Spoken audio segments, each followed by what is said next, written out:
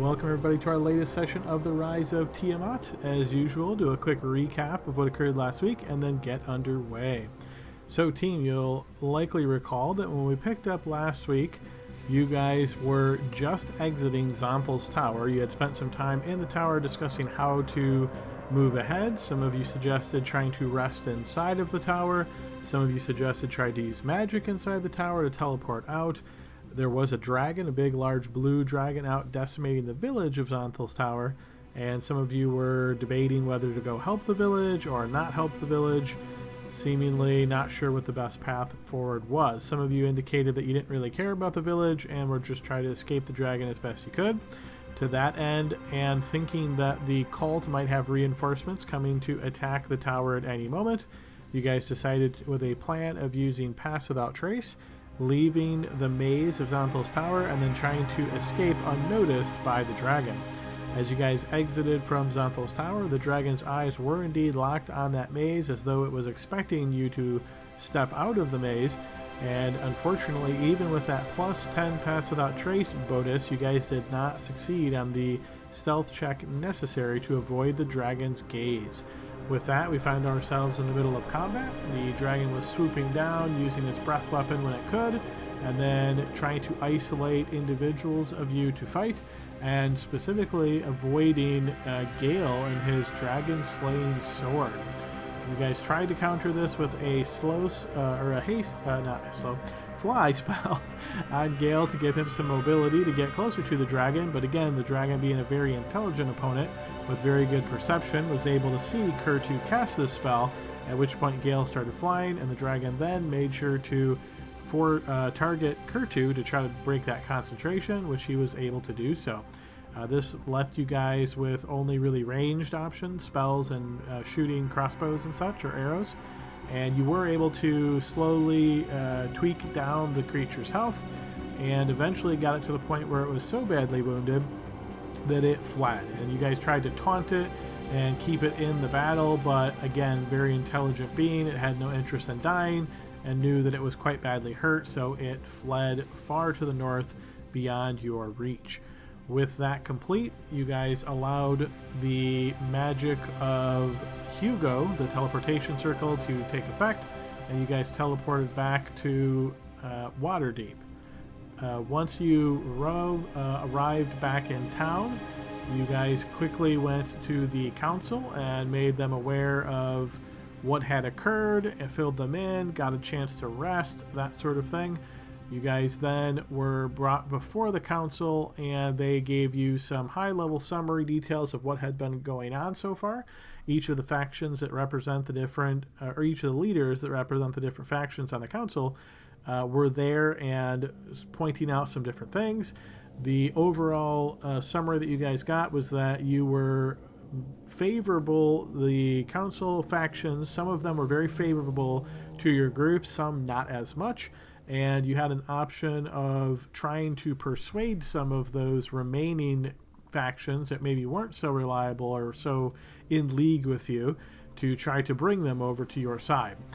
This, one of the main reasons main ways you were able to do this is with having defeated the cultists at Xonthal's tower by right of conquest. It belonged to your group, and you were able to donate it to one of the factions, which of course would really go far in their eyes. The council let you know that they also, somewhat begrudgingly, as some of the members of the council weren't in favor of it, but they did decide to get in league with the dragons, the metallic dragons. So they were able to offer, they were willing to pay the price that you had arranged, which essentially was a share of the treasure, to the dragons, as well as the masks going to the dragons, because otherwise the council forces felt that they were so outmatched by the cult forces that they wouldn't really stand a chance. As all this was going on, the latest development on the council was there had been some intelligence that the forces of Thay were interested in a parley with the forces of the Sword Coast, primarily because there is a rogue faction of Red Wizards that has turned its backs to Zastam, the leader of Thay, and is in league with the cult. So the council asked that you travel to Thay as the negotiators, and there was a wizard a Red Wizard of Thay here at Waterdeep, willing to teleport you back to that location to go through those negotiations. Eventually you guys agreed, and you were teleported over to Thay. You had some conversations there with a Tharchan, which is a sort of a local leader you could think of in Thay. The most surprising thing here in Thay is that everybody that you encountered was undead. This included the vampire Tharchan, as well as several guards, which you assume to be wights, and some spellcasters, which were of an unknown undead heritage, but everybody there was undead. So after you had this conversation, and you sort of assumed that you were going to have to do some heavy negotiations and things, but it turned out that the Tharchan was essentially already willing to agree to assist you, with the understanding that her forces would counter the forces of the renegade Red Wizards, and revenge is really what they were after here. So as this turned out to be not necessarily a negotiation, but more or less just sealing the deal with sort of a formality, you were offered food and a place to rest. You guys did indeed partake in that food and found it to be decent. And then all of you went to sleep, except for Gale, of course, being an elf. He instead was just doing his trance.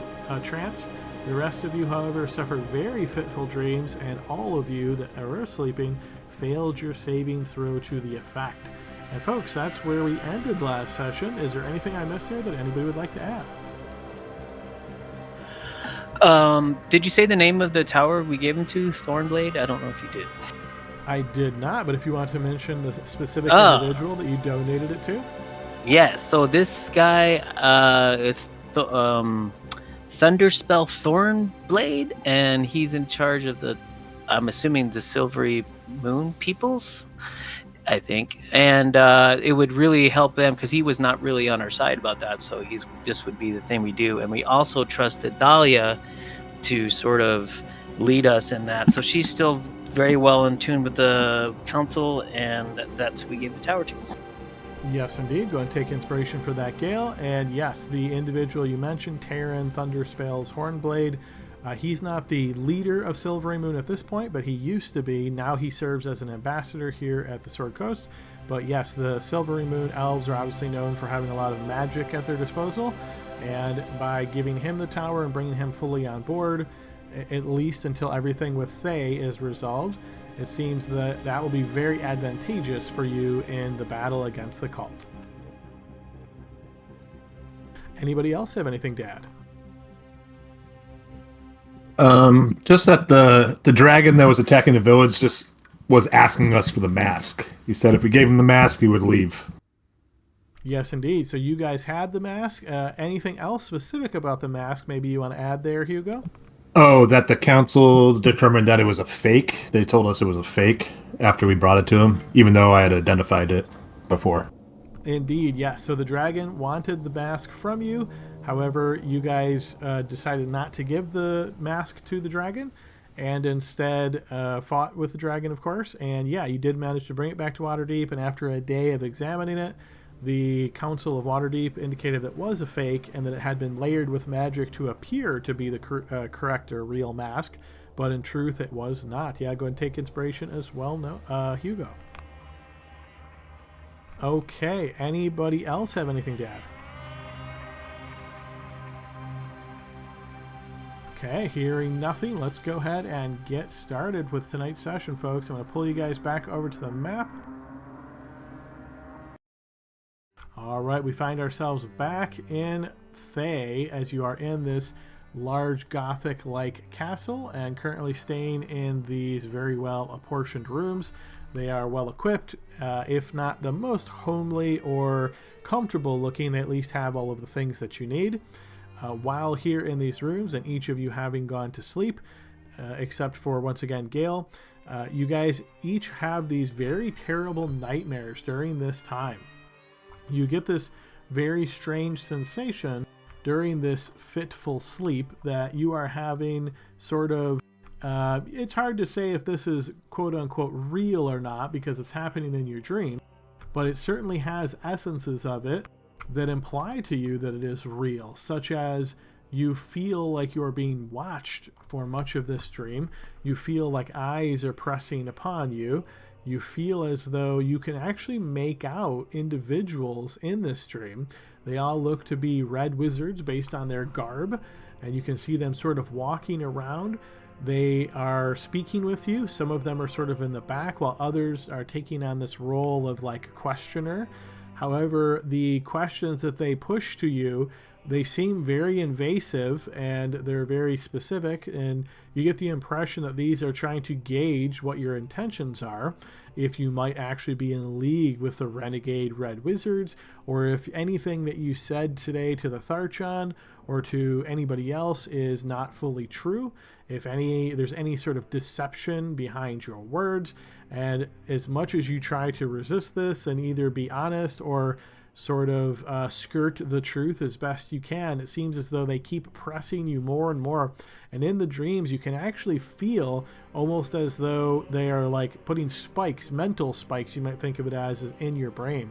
You can feel the searing pain that just lasts seconds and then it is gone suddenly as all of this occurs.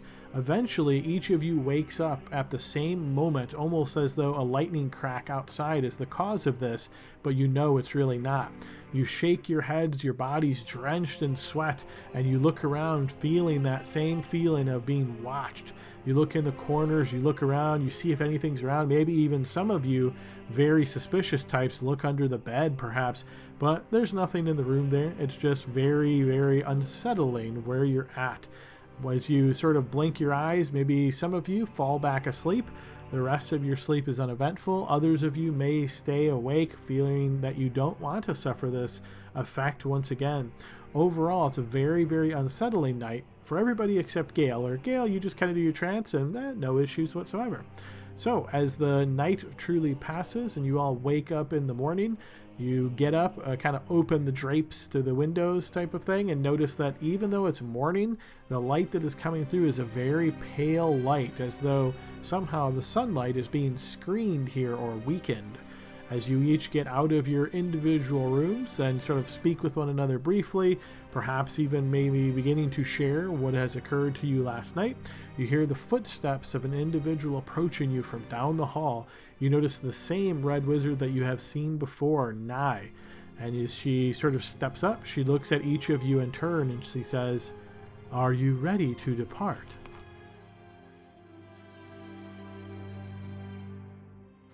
Yeah, I think so. We don't have anything else left to do here, right? You guys are all on board. Yes, please. I'd like to return. Yeah, the accommodations have been kind of wonderful. I don't really think my pillow was fluffy enough, but I think the rest of it was fine. Thank you. You are wonderful hosts. She doesn't nod in any way, but you sort of get the impression that she's like mentally nodding, if that makes sense. Think of it as like almost like a twitch in the head.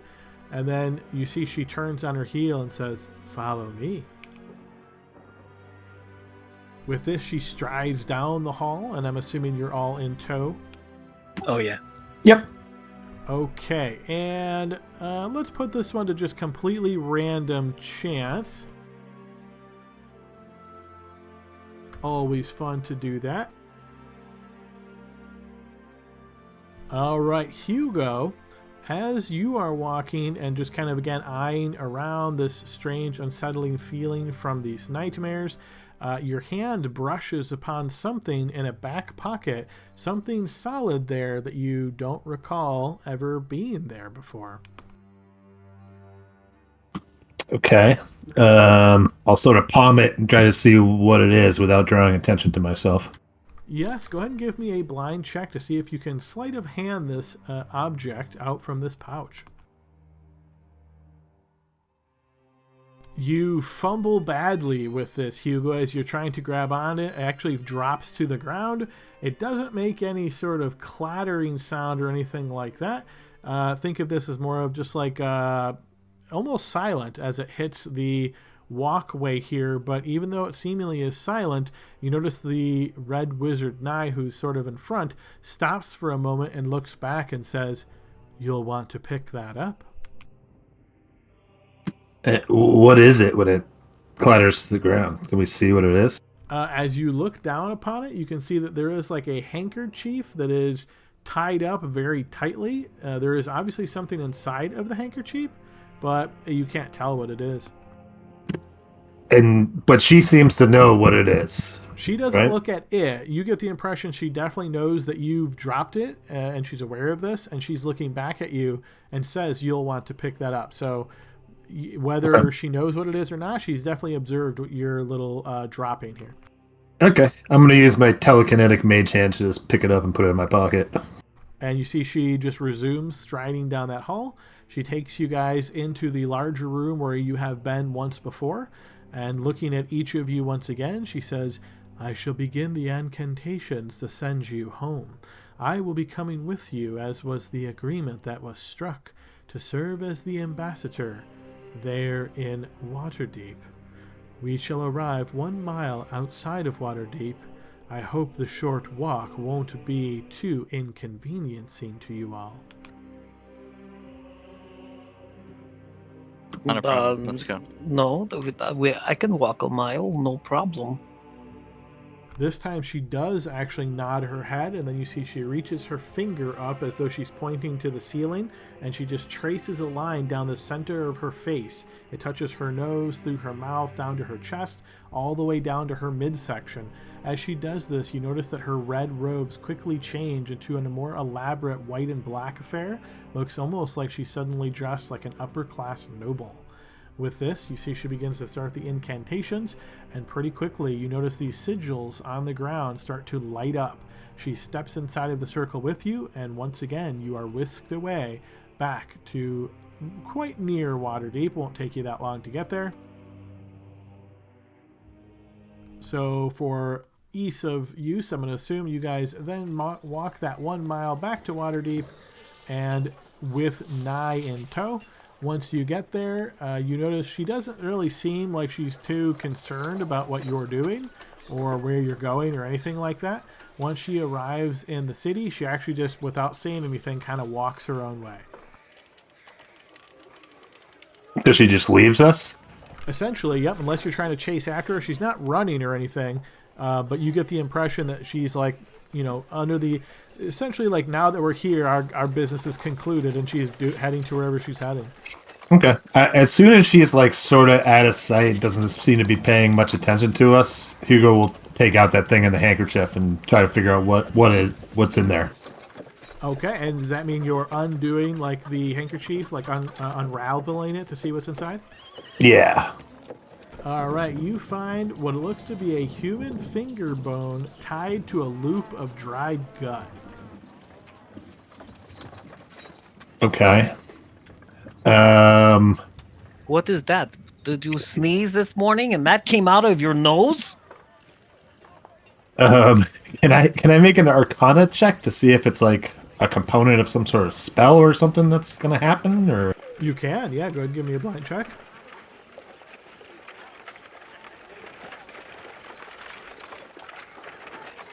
So you've probably heard at least a little bit of talk of how spells and spell items and things can take different forms, and each culture kind of uses its different type of items in this way. You get the impression that this is actually a Thayan scroll, or a one-use item, right, that acts like a scroll. And to activate it, you would snap it in half. Okay, but I'm not sure what. I'm not sure exactly what the spell is without doing like an identify. Okay, so I'll be like, I found this in my pocket.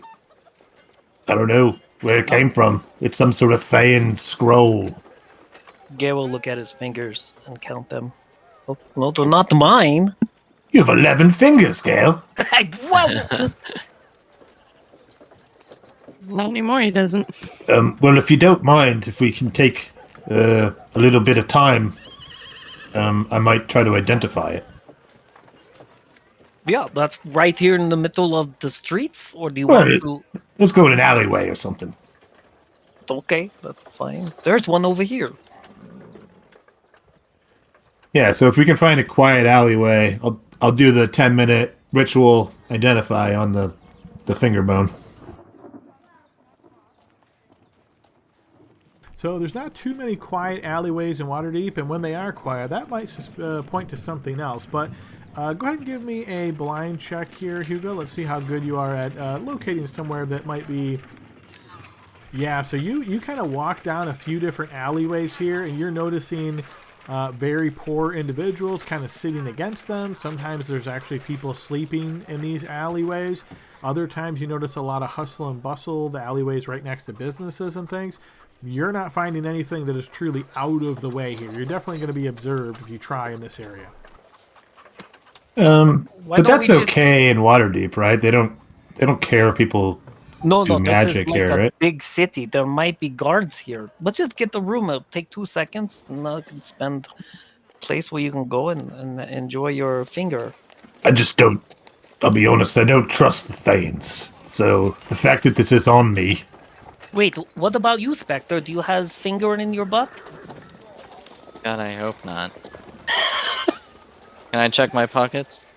There is something there. Can I pull it out? Is it a finger? It is indeed. It looks very similar to the package that Hugo had. What do you Ooh, want? Armini frantically checks her pockets. And there's one there as well. Yuck! Can I have a whole hand? I feel like we could be like a ticking time bomb with these things, depending on what they're trying to do. So let's try to identify it before we meet with anybody. You know what I mean? Maybe it's like a Captain Planet thing. We could take like Put them all together. we could take 5 minutes of game time just to say we go to a tavern and rent a room. I'd be happy to pay for that. So we're in private. Is there a tavern nearby that's near the console we've been staying? Yeah. Yeah. So I'll pay for just one room and then we go in there. Okay, so you find accommodations at a tavern nearby the council bureaucratic offices that you're planning to go to shortly. You arrive there, pay a gold piece for that room, a little bit higher station here nearby the center where the bureaucratic offices are. You make your way to that room. Each of you, in turn, has discovered one of these, except for Gale. So each of you that suffer these really terrible nightmares seem to be the ones that have this thing. Hugo, as you do your ritual, you are able to determine that the bones act as scrolls of protection against undead, and as mentioned, it's activated by snapping it in half. Just his, or are they all the same? They're all the same. Okay. Sort of weird. Oh, I guess it's if in case we go against the other Thayan wizards, we have it, maybe? Yeah, that was really nice of him. I mean, I don't like being surrounded by that many undead, but that was nice. It wasn't nice. Don't confuse it. They're monsters. How come I don't have a present from the Fays? Oh, did you have bad dreams? No, I slept like a log on the baby. Well, you tranced like a log. Well, maybe they don't. Maybe, I don't know. Maybe it was tied to us sleeping or something. Maybe they don't like elves. I don't know. Our Yeah, maybe he just Inquisition. pissed her off. Yeah, maybe I'm thinking I did. Maybe I'm not a good ambassador. I gotta say, I had our reservations about us being sent as ambassadors. Yeah, we promise we won't kill anyone. I mean, it worked out. Not because of anything we did, but they were on board. Quick question, Adam. Is protection from undead basically like protection from evil and good, but just for undead people? No, it is not. So if you look up in the SRD Scroll of Protection, you'll see the exact rules there. High level, it creates an invisible barrier that's 5-foot radius, 10-foot high cylinder. It prevents that type of creature from entering or affecting anything within the cylinder. How long does it last? 5 minutes. Oh, that's good. The cylinder moves with you and remains centered on you. But if you move in a way that you would make some undead enter the cylinder, the effect ends. Did you read that in those books? You seem to be very knowledgeable. Oh, you know the identify spell, it tells me all this stuff. Oh, that's right. It just straight goes into my brain. Wow. Yeah, it's pretty weird. All right, well, you know, don't know what they're used for, and I don't trust the Thayans, but good to have in my back pocket. Hey, do you still think your identify spell is broken? Because it didn't work on the blue mask one. Maybe it's malfunctioning or the broken finger in your butt. I think they just masked that one pretty good.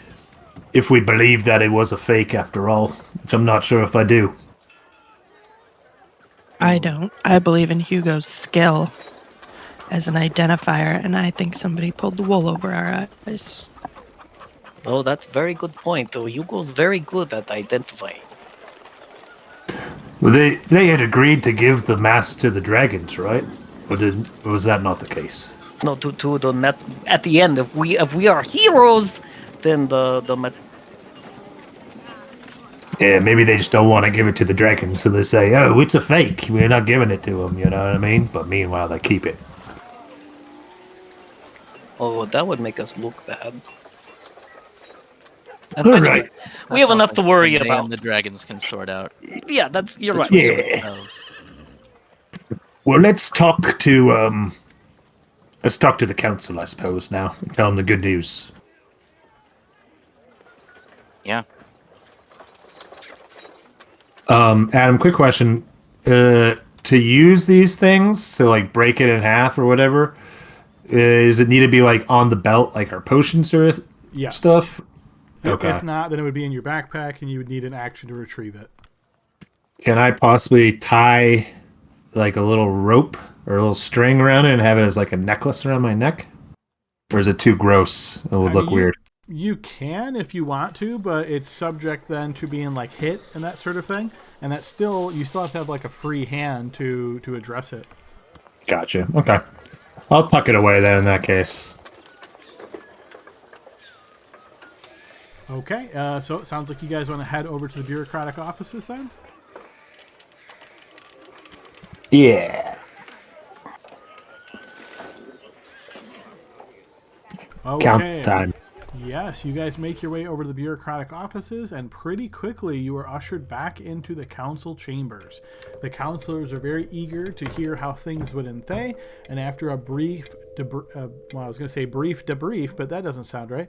After a debriefing that doesn't last very long, you guys fill them in about what has occurred here in Thay, and that how the Thayans are now on your side to defeat the renegade red wizards. With that underway and some other sort of minutia that the council goes over very quickly, there becomes a very important question that they lay before, as all of the counselors have a chance to sort of weigh in here, but you get the impression they're definitely looking for your opinions as well. And if you'll recall, this is similar to what occurred last time when they said they would have to decide how exactly this works. So you notice Alder Ravengard here, after everybody kind of quiets down, he's looking at all these different sheets of paper. He has this sort of like map unfolded on the table with these different, think of them almost as like chess pieces that are set up on two sides.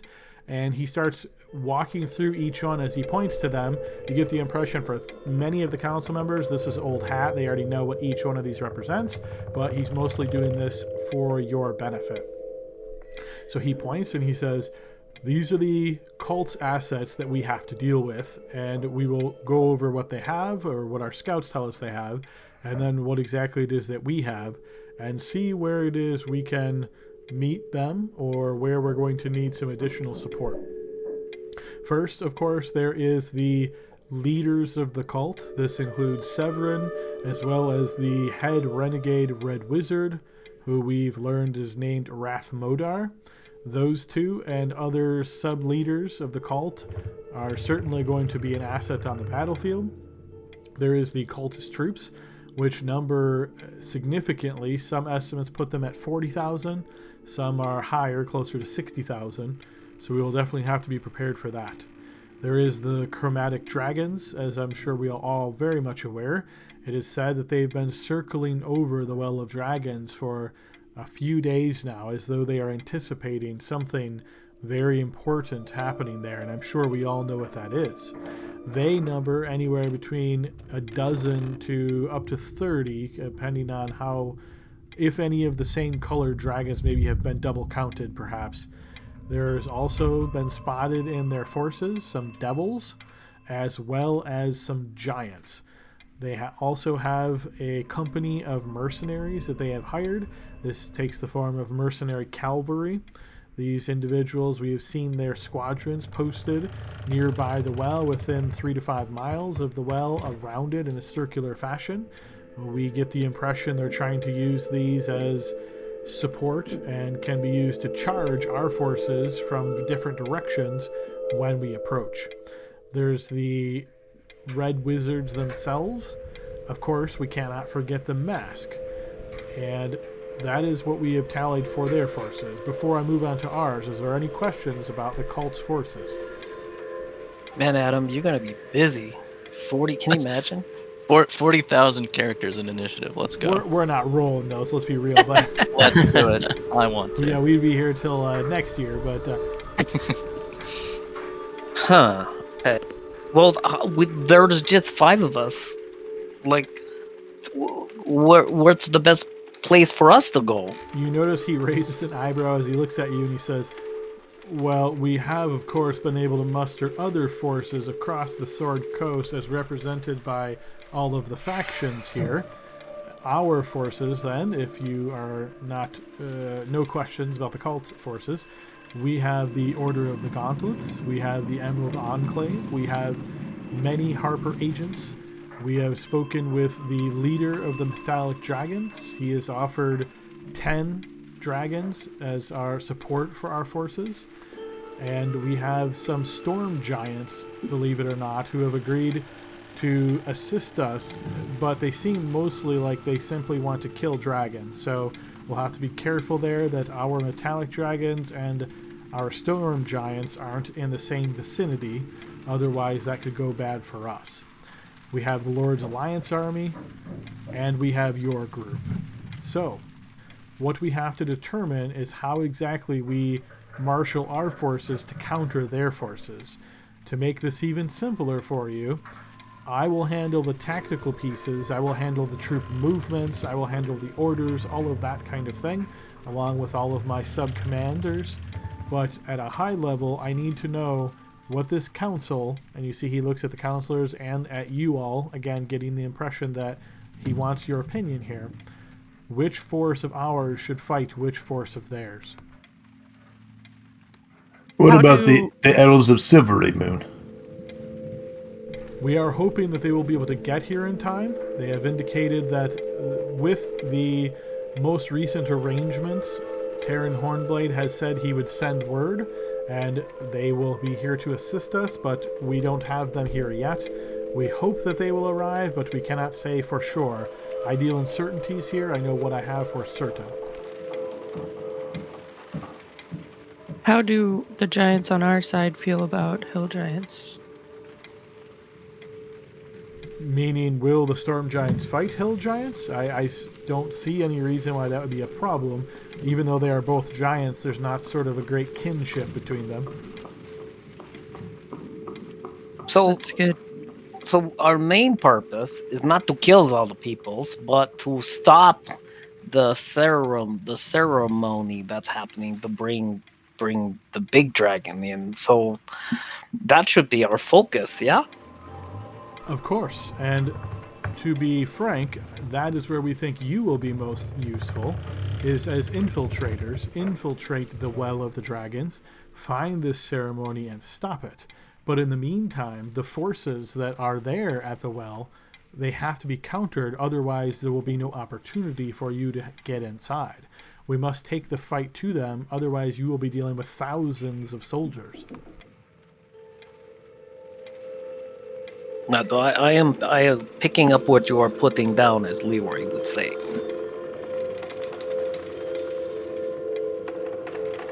So, with that in mind, let's start one by one. The cultist troops, how shall we counter them?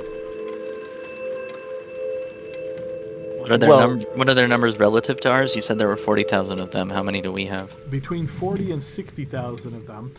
The Order of the Gauntlet numbers 20,000. The Lord's Alliance army numbers 20,000. So we have 40,000 on our side. We know that number for sure. The cult may be more than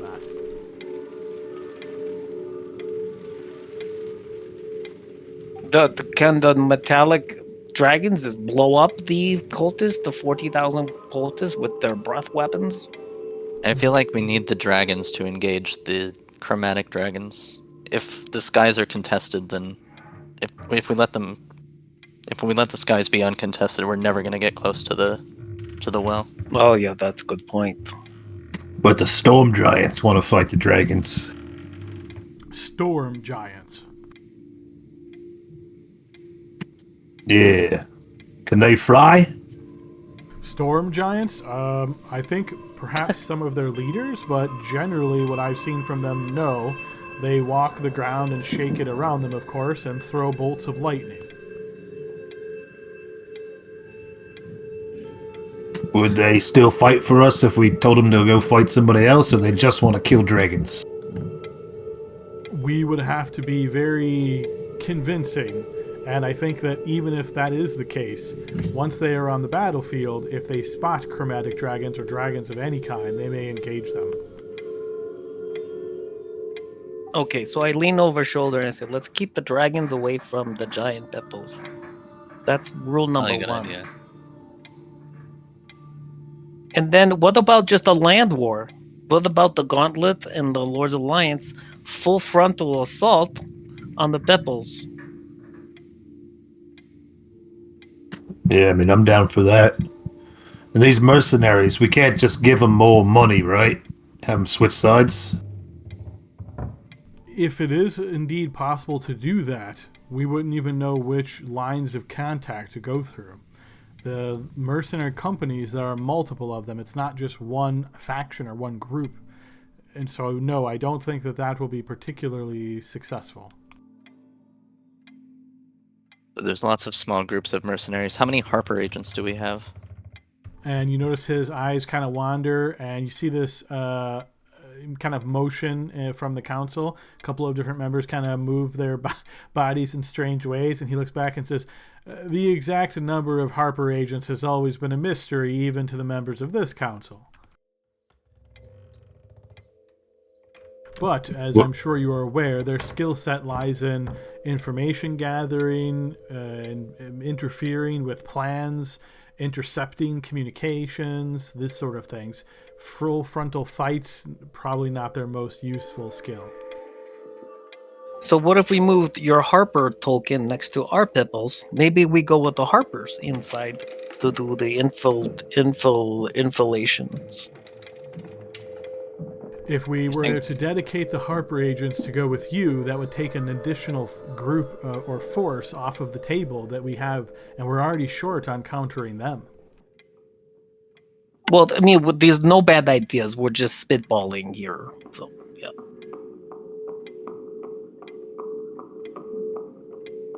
You notice one of the council members now speaks up and says, it seems to me the most logical thing would be to have the dragons on our side fight the dragons on their side, the giants on our side fight the giants on their side, no?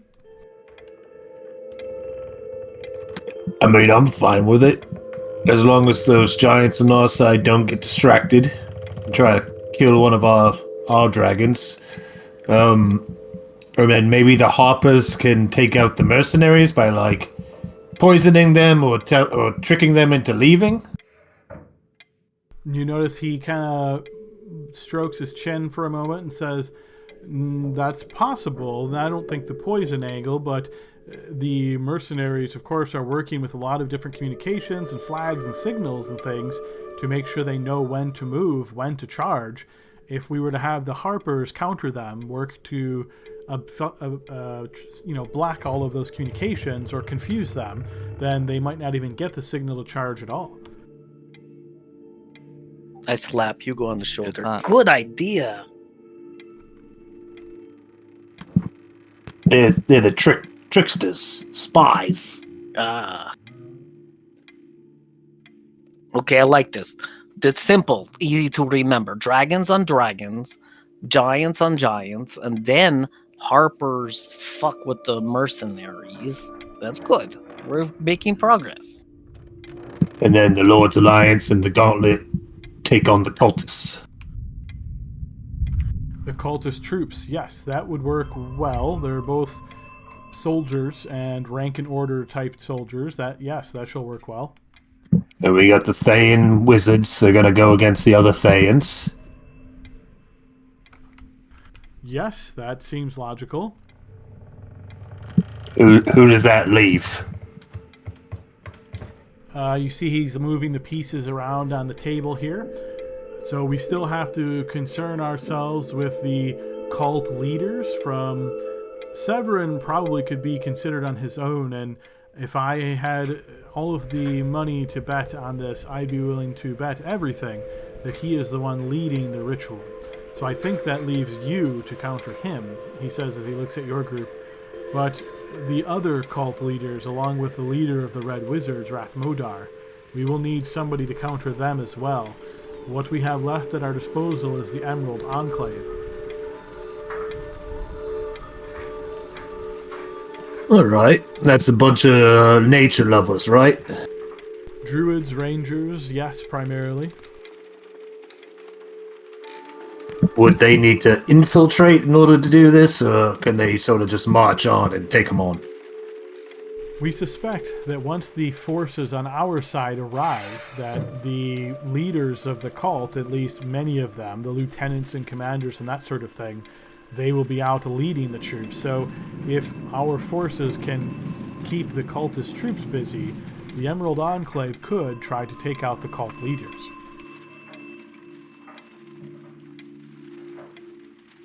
What do y'all think? Should the hippies take them on? This is looking like a good plan.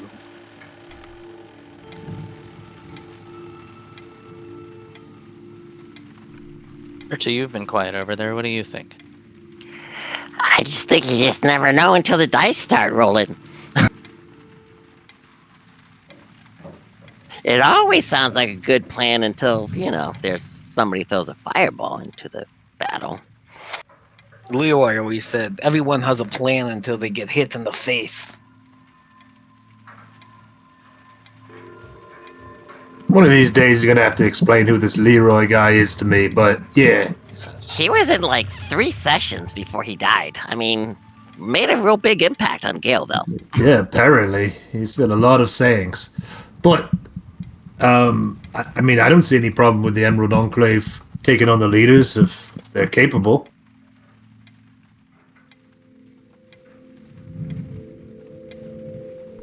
I agree. All right, well that makes it straightforward and easy then. You see, as he aligns the parts, he says, we have as much as we could manage to pull together. The only thing for sure that they have that we don't have a counter for is their devils. We don't know how many they number, but there shouldn't be too many of them.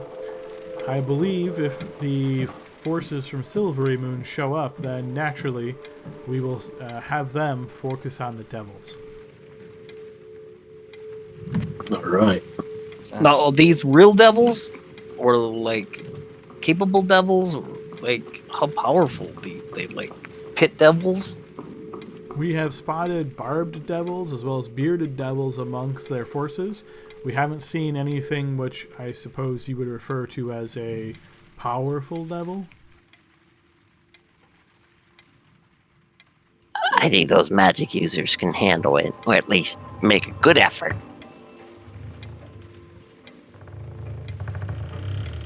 Yeah, we just have the elves take them out. If they show up. All right, it's settled then. Your group will infiltrate and try to cut the head off the worm, as it is, by finding and slaying Severin and stopping the ritual. The cult leaders will be focused on by the Emerald Enclave.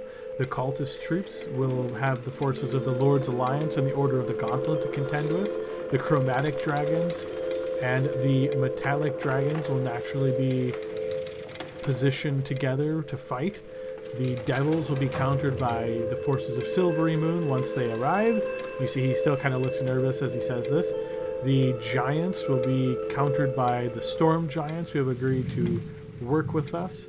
The mercenaries will be thrown into disarray by the harbor agents. And lastly, the renegade red wizards will be countered by the Thayan red wizards. So why are you concerned that Silvery Moon may not join us? I mean, is that a concern, or is that just a slight concern, or just don't know? Or... I have the strong suspicion that the forces of Silvery Moon hadn't intended to join us in this battle. Recent events have apparently changed that, and now their leadership has been convinced, but they haven't had the time to make the arrangements to get their forces in play. We will begin marching our massive host to the Well of the Dragon any day now. It will take quite a while to get there, and Silvery Moon is even farther away from the Will of the Dragons than Waterdeep is. Obviously, being a magical city, they have magical means at their disposal, but I don't know if they have enough magic or they're willing to use it to transport all of their assets directly to the well, or if they even can.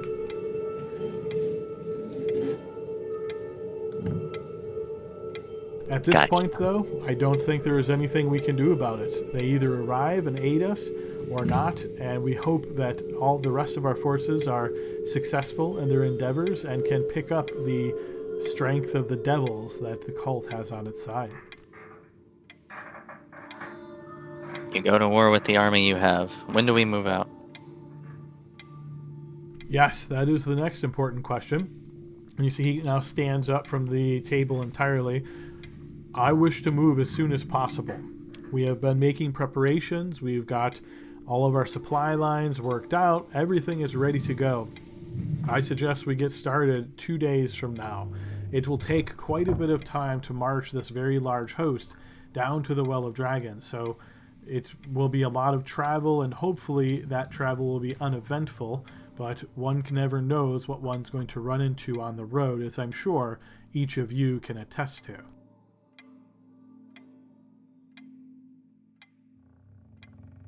For sure. And the Zentarum you were talking about, they're totally out of the picture. They won't join up no matter how much this will destroy their organization to have the giant dragon on the face of the earth here.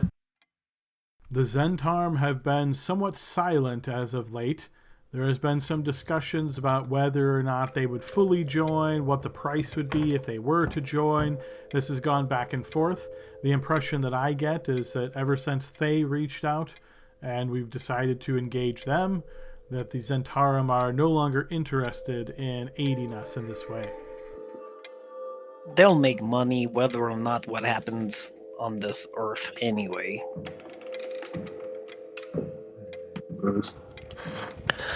I mean, dragons don't like giving up money, but we'll see how it works out for them if we fail.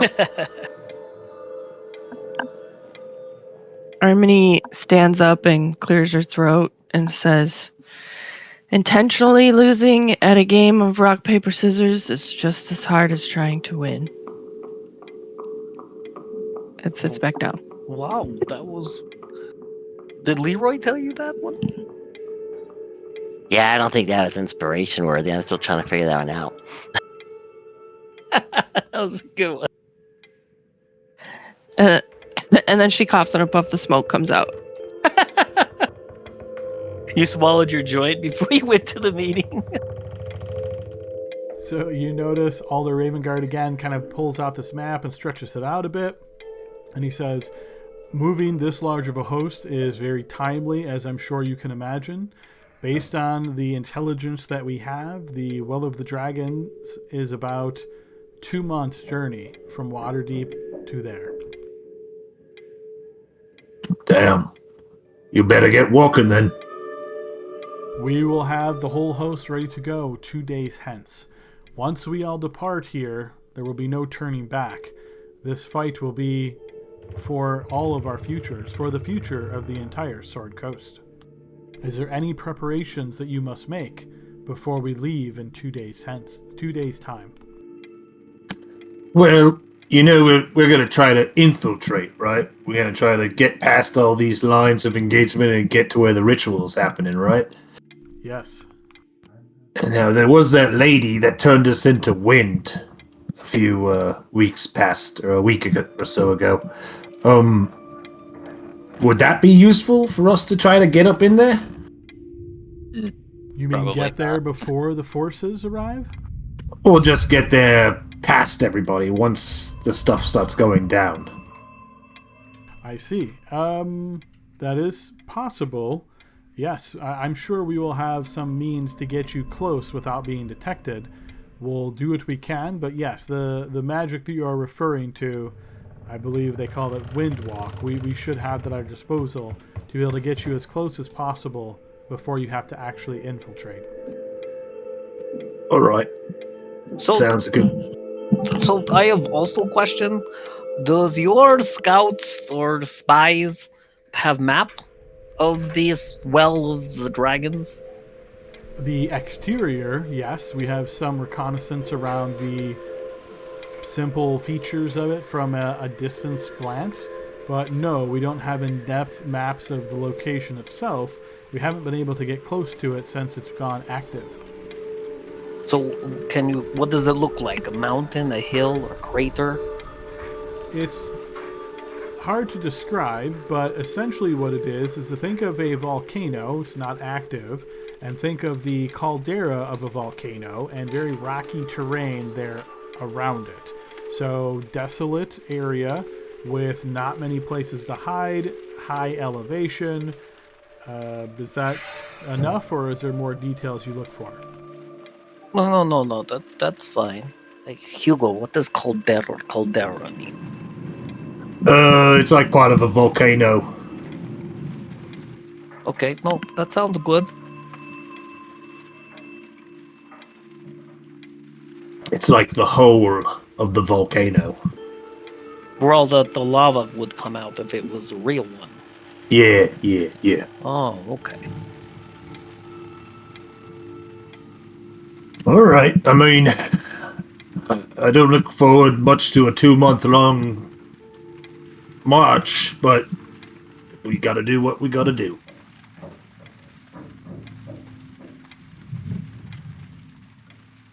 Two days, huh? What do we do for 2 days? I'm gonna research that genie friend we made. See if I can find any more information about him. Oh yeah, your chess friend. Also, all those books you stole from that you found. Liberated. Yes, yeah, you got a bunch of reading about the dead dragons. Hey, that reminds me, I do have two books that you asked me to put in my bag of holding.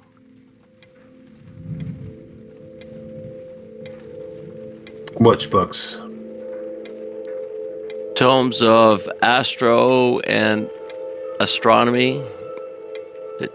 Yeah. That was the book that where the telescope was. Yeah. I'm gonna go to you anyway. So. Okay. Yeah, you just asked me to hold on to them for you, so. Appreciate that. Yeah, I mean, I think we'll be ready to go in 2 days, right? Anybody else have anything they want to do in the meantime?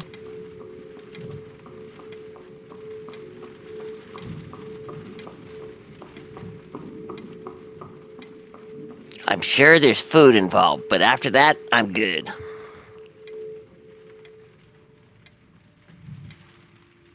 So, who's coming with us to help with the infiltration? Nobody, or just the 5 of us? Yeah, the entire force is helping us with the infiltration by being a distraction. No, of course. But the Emerald Enclave, where are they going again? They're coming to help shoot the peoples with us or outside of us? To They will be engage the focused- leaders. Yeah. Yes. No, yeah. Can someone say? They're gonna target the leaders outside. Oh, okay. That sounds good. Is Elderain there, Adam? Or not, who's the Emerald? I know the That's Emerald. another campaign. Yeah, I was gonna say. Yeah, that's right. That was the other one. So like Dahlia's Darin, the guy who has my other sending stone. Dalan. Dalan, is he at the table? He is not. Okay.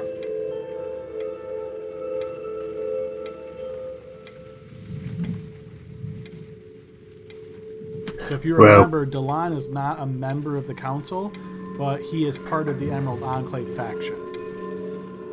Yeah, so I want to obviously not say so now in front of the council, but there might be a better pocket to put the other sending stone to if we need to communicate to somebody outside. Or I may just mention it now. So, excuse me, Mr. Flaming Fist. What about communications? Is there a way that we could talk to you outside, and then say that we're here and we're doing well, and you could tell us if you're doing well? We may be able to do something along those lines. The leadership we have in the past used magic that allows us to be magically connected telepathically, so we can speak to one another and hear each other's thoughts. But you have to understand that once we are there, we have no idea what kind of defenses they have in place. Whether this magic will work, whether it will be somehow blocked or shielded by what they have set up there. So I would say be prepared to not be able to communicate regardless of what plans we make. Okay, but the chance favors the prepared. That's what Leroy also said. Yes, we will be as prepared as we can be, but if I am being completely honest, once you are able to infiltrate inside, somehow getting out or us getting to you is going to be very challenging unless you have means at your disposal to move your entire group the half a mile or so outside of the location. That is where I imagine our supply lines, our forces and reserves will be. So it will be very likely that once you enter this area, you will be on your own. Okay, that's It's good. like always, Gale. Well, I have you guys. So. Just think of it like another mission. Okay, so I'm overthinking it, maybe?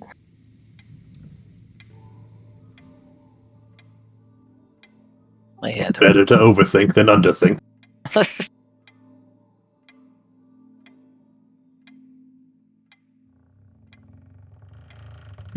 All right, All right. so you guys have this 2 days time. Is there anything in particular you're wanting to do before you start traveling with the Force the long distance to the Well of Dragons?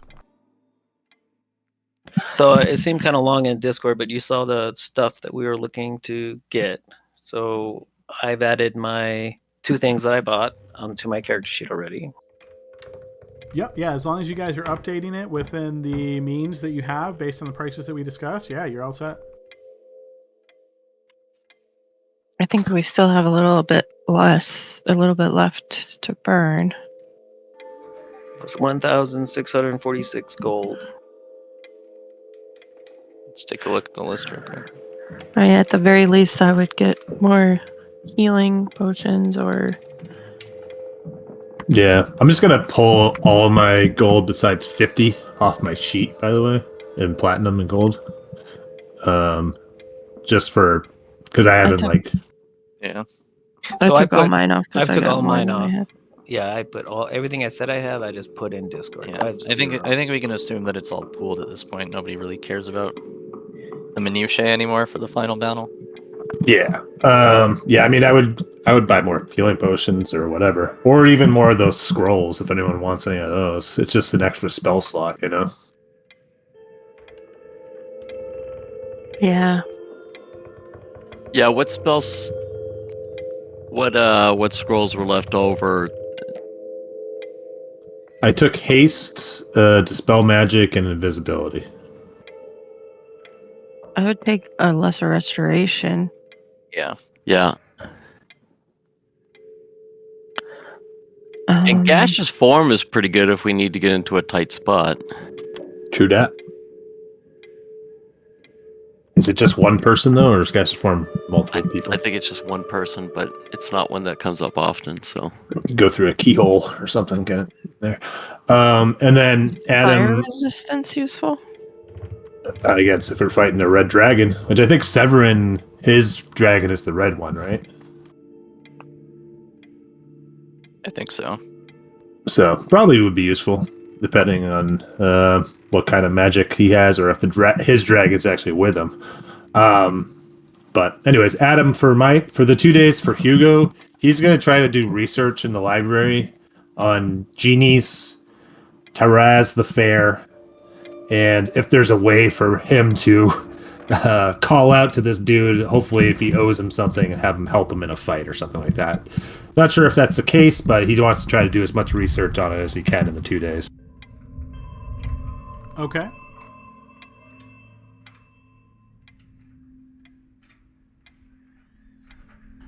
Okay, yeah, go ahead and throw me a blind check to represent those efforts.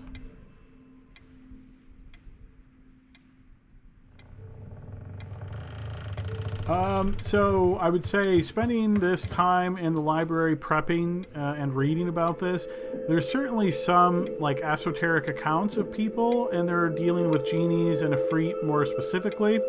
There's stories of Ifrit being able to grant wishes. There's others that say no, most of them can't. It's only the really powerful ones that can.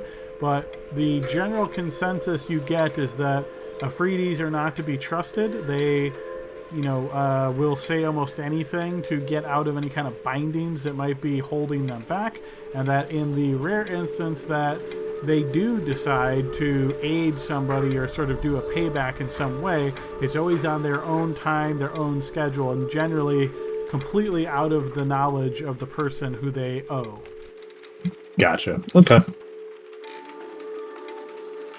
Harmony's gonna find a temple of Eric and spend all of her time there praying. For victory, specifically. Well, in this area, unfortunately, you probably won't find a Temple of Eric, being that you're from a completely different land than here, but you find a suitable nature type of area that would be dedicated most likely to like Sylvanas, and while it's not exactly what you'd hope for, it's close enough to make it where you can feel comfortable doing your prayers. You found a place with a little cactus plant, and you're all good. A grove of trees would be ideal. Before we leave, can I find Dahlia? Sure, yeah. You leave the council chambers, and you can find her off in sort of her side office there that she's usually at. I will knock on the door very politely and ask to be invited in. All right, yeah, and she asks you to wait for a bit, as it seems as though she's meeting with another dignitary, but about 15 minutes later or so, you are invited to enter. Do I recognize the dignitary she was communicating with? You actually don't see the dignitary. You know that there's somebody's in there, because you can kind of see, like, hear the sound of movement inside as you're, like, kind of close by outside. Occasionally, maybe, like, a raised voice or something like that. But after like 3 minutes of silence or so, the door opens and this attendant says you can come in. You don't see anybody else in here besides Dahlia, but you do see that there is a back door. Okay, so I will... Hi Dahlia. Looks like this adventure is wrapping up. We're getting ready to march onto the well. You notice she nods. She looks very frazzled. You can see her eyes are like bloodshot. It looks like she's been probably up for an extended period of time. You can see all this different paperwork is just kind of strewn all about this table, and she looks up and she nods at you. Yes, oh yes, I am very much aware. We're trying to think of everything, every contingency, what we would do if anything goes wrong, what we could do if something changes to us dramatically. Yes, I'm very much on top of it. Well, we were just speaking with the Pepples around the giant round table, and there was some concern on Hornblade's fulfillment of the commitment to bring their Pepples to help us fight from the Silvery place. Silvery Moon, yes, right. I think that there's always concern with the unknown, but I've known him for quite some time, Taryn that is, and he's always been very, very true to his word. So if he says they'll be here, they will be here.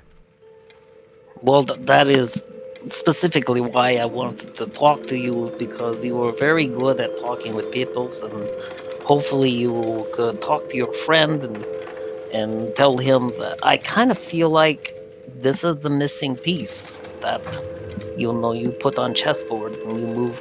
But if we don't have a piece to put on chessboard, it could all unravel. You see, she looks at you a little bit, perhaps confused. There's no way of knowing, of course, what exactly it is that's going to happen because there's just so many moving pieces as it is. But I'm sure that, yes, he will be here with the forces. Actually, I don't know if he himself will be in the forces, but the forces, I'm sure, will be here. Are you okay? You've been up all night or something? Are you okay? There's only so many preparations that can be made before we leave Waterdeep. Once everybody's on the road, there's little we can do. Yes, we'll get some information back and forth as best we can, but we have everything here. The apparatuses for command here, and we just have to make sure we don't leave any stone unturned before we leave. Okay, but you should probably find some rest. I know it's stressful, but you should get some sleep so you can think properly. Yes, of course I will. I just have to wrap up this, and then there was the other ambassador.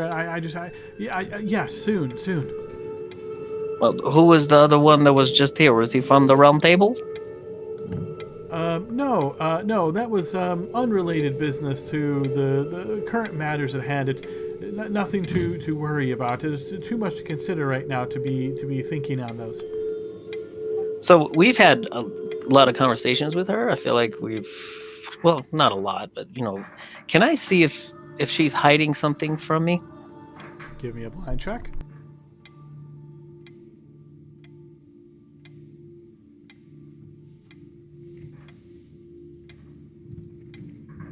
Yeah, hard to say. You don't get a strong read one way or the other.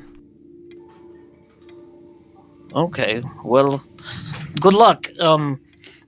We're staying 2 days before we march off, so I'll come back and check in and to see how things are going. If you don't mind, I consider us friends, and you can always come anytime to this place where we're staying and have a drink. Oh, well, that is so kind of you, but I must be honest, I'm so busy, I doubt I'll have time to do anything other than the plan. This whole endeavor has been, and you hear suddenly there's a knock on the door. Just a moment. It's been nonstop. There's constantly things going. We just have to make sure that we have everything accounted for. We can't just let something fall in the cracks because that could just be devastating. But thank you for everything that you have done. Who could know all those times ago when you first arrived here that this is where we would be and you'd be spearheading the forces trying to stop this ritual. I can't even imagine what is going through your heads. But yes, please just give me some time to make sure everything's done. I can't let anybody down. Okay, well, I'll let you do your business and take care. Have a nice evening. Yes, you too. So I'll meet with the group and I'll say, man, Dahlia's been really working her butt off. She seemed really, really tired, more than usual. And she. Oh yeah, how many dragons has she fought? Well, I don't know, but I didn't ask her. I didn't think it was pertinent to the current context of our conversation. I'm just saying, if anyone should be tired, it's us. All right. I got no quarrel with Dahlia, but we're doing a lot of the legwork here. I hope we get rewarded in the end. No, well, I still am suspicious of the peoples around the round table and anyone we've talked to. I've mentioned it before. Now I'm talking privately with you, but I think there's a dragon. They can move into people's bodies. You know that, right? They've changed their bodies from a dragon to a person. What if there's got to be a dragon sitting on the council? Maybe it's Dahlia. Not that we could do anything about it, but I'm just, I have 2 days to think about this stuff. Well, I would hope that the council would have enough sense to be screening everybody, but maybe they don't. Well, I mean, have you seen The Witcher? I mean, the guy was a gold dragon. Are you a dragon? No. Yeah, but they should just be reading their minds and stuff, right? Well, there's council people. People got spells that can do that. So, anyways, Yeah, okay, well, that just eased my concern. That's what I wanted to talk to you, because you are the smartest one in the room, at least. yeah. Well, this will all be over soon. Hopefully, I like the fact that Dahlia is working hard, but we need. I'm looking at us and thinking this should be a duchy or something in this for us. You know what I mean? Some sort of territory or a castle or something. Well, I'm not concerned about that. I'm taking Bryn's body from the bottom of the hole where she was left behind and bringing them back to my world to be properly buried with our pipples. If I can get that. You have a body on you? No, I don't. I'm sorry, common is second language. My sister died here fighting alongside Kurtu. She stinks now, though, And it's dead silence. Anyways, changing subjects real quick. Yeah, I did a little research on, that guy that we freed from the tower. I don't think he's going to be able to help me. Or I'm not going to be able to ask him for help. So, maybe he'll show up, though, and surprise us with a little, gift or something. I don't know. Damn it. That guy. Yeah. I mean, I didn't do it in order to get anything out of it, so I'm not expecting anything, but I was just hoping maybe he'd be able to swoop in, but... Yeah, that's true. Leroy said no good deed goes unpunished. I don't know what that means. Man, this Leroy must have been talking a lot. Oh, he talked a lot. I know, so for 2 days, Adam, I don't know what I'll be doing, but I'll check in with Dahlia the next day if that's worth anything. Then I will just hang out as a fighter would hang out. Fair enough. Is there anything else pertinent or important that anybody wants to do during this time? I have a question. If they have designs of teleportation circles in other cities, is that possible to study and learn it, or do you have to see it physically in order to learn how to go to there? It's not that important because I doubt we'll be traveling to these other cities, but... Being that we have probably 2 sessions left in this campaign, sure, yeah, I'm going to say you can study stuff. All right, so any other time Hugo has, he'll try to ingrain these other cities' teleportation circles into his mind. Okay. Yeah, so they probably would have, I'm guessing, a cost associated with them. Any of the special ones, right? But, main cities you might be able to get this way. So throw me a blind check.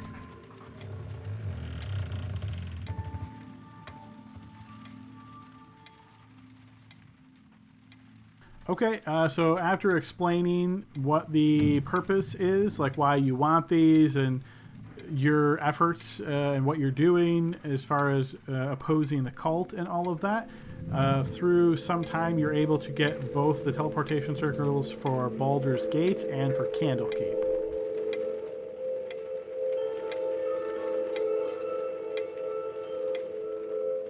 Sweet.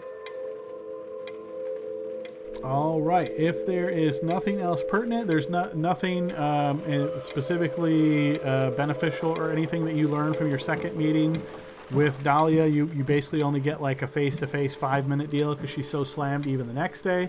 You guys eventually find yourselves on the road in this large wagon in front of really this massive host. So as you step out, think of seeing soldiers, many of them on foot, some of them actually mounted. You can see just massive supply wagons. You can see all these sort of caravans in essence of supplies being moved along.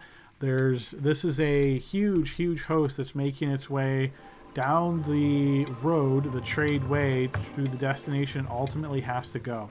Obviously, we will fast track this a bit based on the events to come. But I will say, as you guys are moving, think of this as each day that you're moving sometime, you're facing the weather, which is getting a bit colder now. It's not super cold, but cold enough that at nights you're wanting to be decently bundled up. Each night there's sort of camp nights where people are around campfires, and there's hundreds of them based on the size of this host. People are cooking food and preparing. There's helpers that run like to the nearest bodies of water to collect water, and some boil it just to be safe. But there's a whole lot of activities that happen here. You through this time eventually even learn the names of some of the sort of more common troops, maybe even some of the camp helpers and that sort of thing. You can't help but every now and again, as you're being served food, maybe learn the name of one of these individuals, their faces. You start to recognize them throughout the day. It starts to become more and more real to you after day of travel. He's on to me. But they're starting to feel more and more real as the host is really moving, and you're starting to know who these people are and what their lives are and that sort of thing. But yeah, you guys are making your way along the tradeway, getting closer and closer to the Well of the Dragons over this 2-month journey. Adam, if possible, Hugo tries to pump everybody up and regale them with tales of our heroics and let them know that we have a good chance at winning this, just to get everyone's confidence up. Hector thinks we're all going to die, but she keeps it to herself. All right, you do what you can, Hugo, but yeah, there's so many people here that you're kind of trying to spread this word as you can, and you get kind of like a mixed feeling. I mean, early in this journey, most people are very high-spirited, so they're like, yeah, and you get the sense more of like sort of just like a what other option is there, right? Like even if you were going to lose, you can't let this ritual occur, which would put the whole area, the whole land really into a very terrible state. So while you definitely run into those people who are excited and they think this is going to go really well, there's others that are more or less reserved or resigned to this, knowing what is having to happen. As you guys travel this distance, the first major city that you run into, of course, is Daggerford, which you may recall from some of your own trips. So looking at about 6 days travel to there approximately. Once you arrive in Daggerford, word has been sent ahead to Daggerford that this host is making its way through. Some people actually join the host. This is like some more helpers. Occasionally there is some troops and those sort of things that get joined in, like weapons repaired. There's like cobblers and things that are repairing shoes. There's fresh food and water that is brought on. Daggerford can't support this host for very long, so you only really stay there like a day, but this gives everybody a chance to really stretch out, enjoy the area of Daggerford, the city amenities, that sort of thing, things you couldn't get on the road before the whole host once again begins to move. And you move down quite a long ways along the trade way, with the next major thing being Dragonspear. This is approximately 15 days journey. So by the time you guys get here, you're much more worn out than you were elsewhere.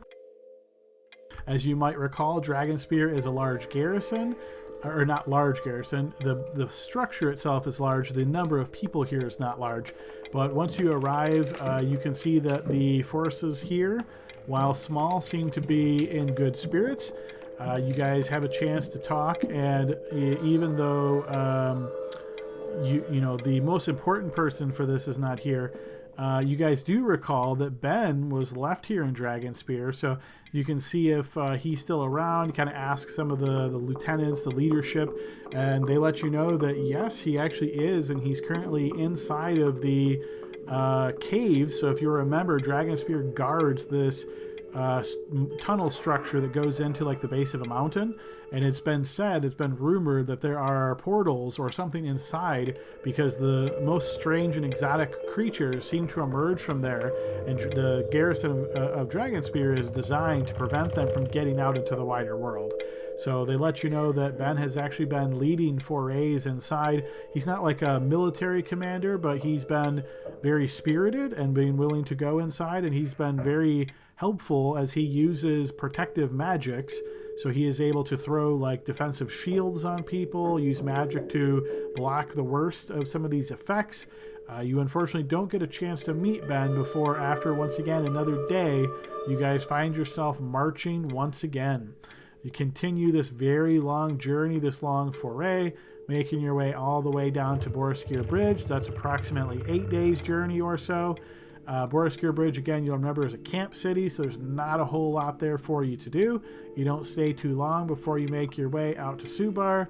That's about a 3-day journey. Much more stuff there in Subar, and you might recall this is one of the first places you discovered the fountain that would allow you to teleport to various different locations. So you kind of eye that fountain here during the couple of days that you spend here nearby. The next leg of this journey has you traveling once again till you find a city that you haven't been to yet, known as Triel.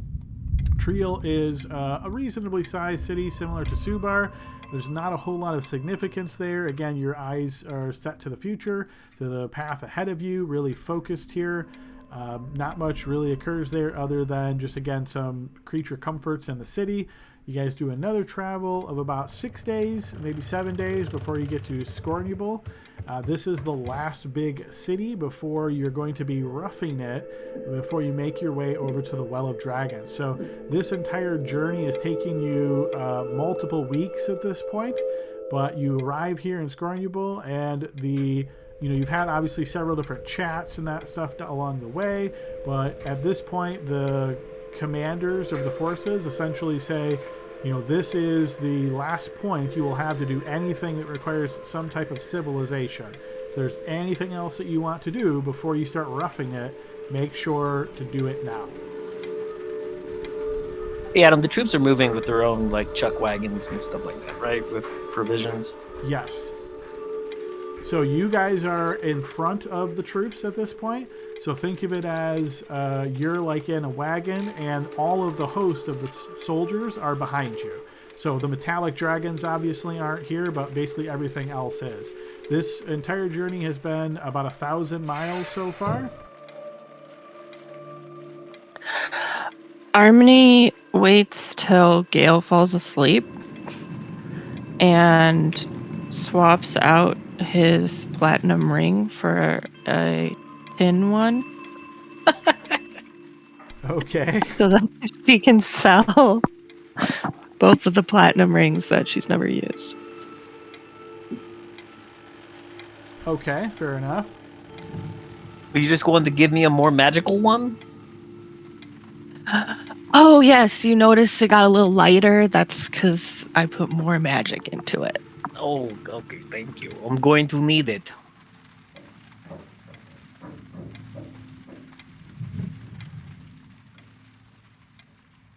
Okay, not hearing anything critical that you guys want to do. Is it safe to say you're ready to just continue moving on? Yeah, just as long as we're not pinned up because we don't have enough water or food. That's about the only thing I'm thinking. Yeah, just assumed.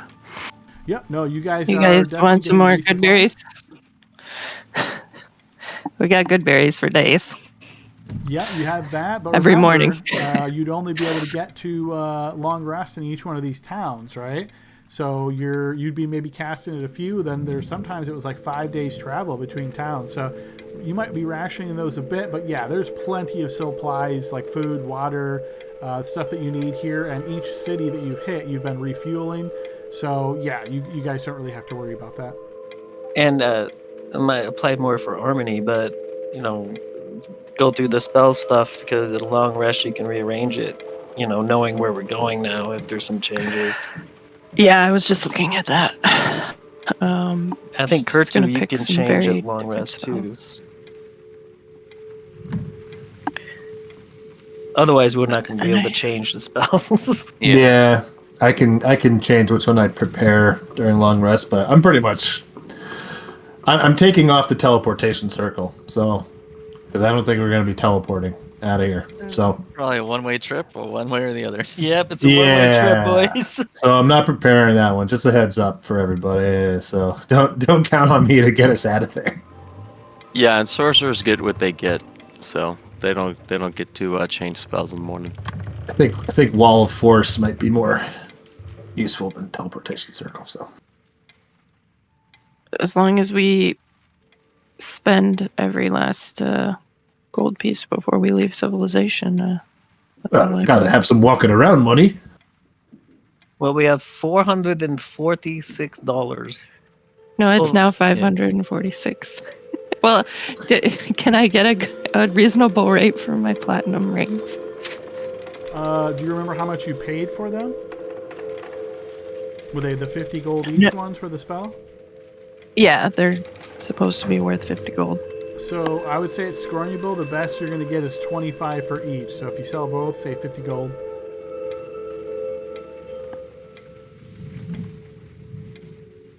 But do we want to just get some more health potions and a magic a magic weapon? Well, 100%. Well, I don't know if we can get a magic weapon and score double, but this is a one-way trip. Right. Who needs a Hey, magic weapon? It's not what we're not dying here. I'm keeping 50 gold so I can buy ale once we win. Celebrate. I love the optimism. You are actually preventing me from going into winter mode. You go. Is that a good thing or a bad thing? Am I edging you?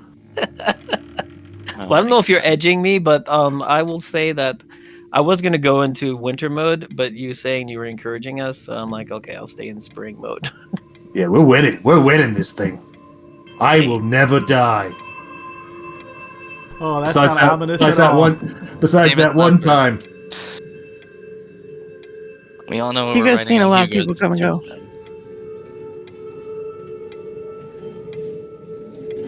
Hugo winks at everybody. Who still needs a +1 weapon though? I mean, I'm good with it. I just don't know who needs it. I thought everyone already bought it. Yeah, I bought one. I can get by with one. I'm not planning to use it unless I'm forced to. But if I had a second one, I could dual wield.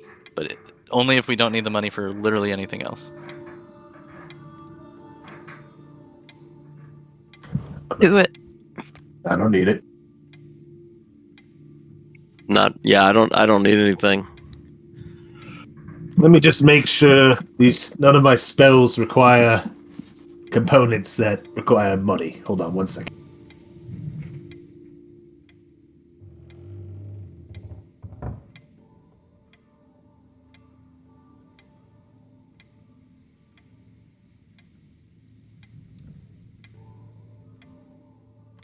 Yes, I need a sunburst pendant worth at least 100 gold pieces.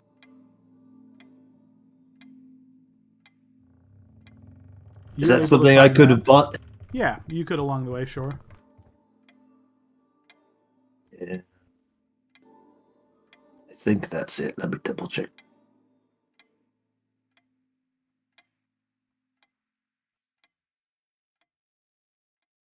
Yep, that's it. That's all I need. So we have roughly $500, so that's 400 now.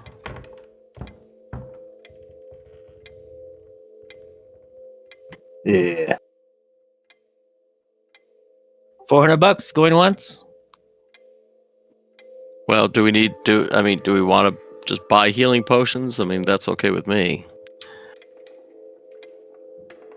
Can never go wrong with more healing potions. I have 3 on me. I have 1. I could just grab a second. Yeah, I have one as well. I'm happy to share. I put the ones that we purchased on my sheet. How many you got? Hold on, I have to stop pressing Alt. Yeah, Alt's my button too. Alt.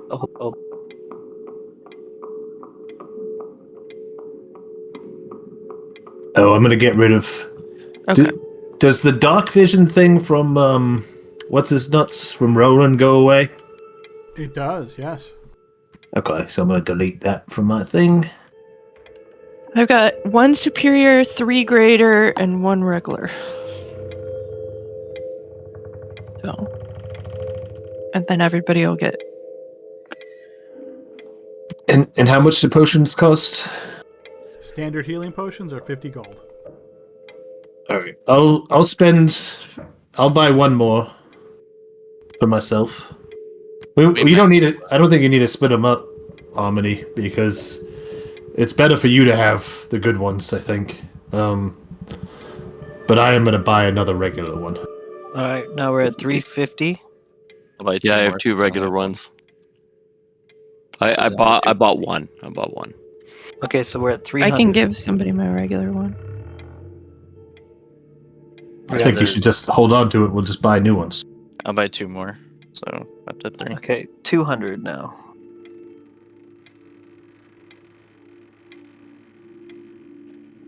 Easy come, easy go. 200 gold left. Take We're another. rich. I'll just stock up on healing potions. Yeah, so. okay. We'll spend 4 more for Recent- Harmony and we're done.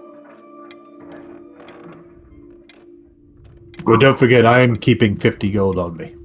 Okay. Okay. For your ride home. I mean, For the someone's Uber. got to pay for funerals. Okay, I'm carrying around 8 healing potions. Good. And you got Of one on various your values. belt, or 2 of your belt. That's all that's on my belt. How many belt slots do we have? 2. And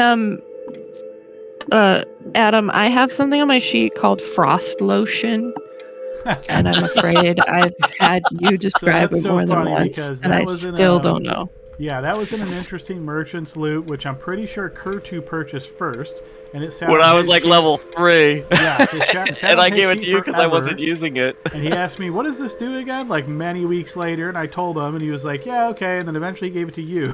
so now you're asking me, what does it do? And yeah, no one's used it so far. But, so This potion has outlived all but one character. it has. This thing has been in the inventories forever. I will have to look up the specifics again. Unless, did you write them on the sheet? Maybe. I remember what it does is, well, I don't remember how much it gives you, but if somebody takes fire damage or whatever, you can use the lotion to cool you off or whatever. And I think I can't remember that. It was That- it was the other way yes. around, wasn't it? It was cold damage because Nope, we I bought think that. if No, you suffer it was fire fire. damage, it acts as a healing item up to the amount of damage that you suffered, but it also was a roll. So like you rolled, and as long as that amount was not more than what you took, it would give you that much back. I want to say 2d6 or something like that. I mean, but I don't remember the exact number. I took it off my sheet because I just wasn't using it. All right. Luckily, I found it here in chat with Bill. Frost lotion, if applied within 1 minute of suffering fire damage, heals 2d4 plus 2 up to a maximum of fire damage dealt. So it's like a worse healing potion. It's like a healing potion, but only if you get hit with fire. And it really was probably good at the level we got it. Yes. Yep. A year ago, it was pretty good. Yeah, is it still viable? Has it turned bad? It's kind of like a white elephant gift, you know. It's your turn. Did it have an expiration date? Can we check the bottle? You don't see a printed one, but you're not sure if like the FDA of Sword Coast is really up on that stuff. Can we give it the smell test at least? It smells cold. It's got little chunks floating in it. That means it's still good. Hey, we may need it. Who knows, right? So We're going to a volcano. Easy.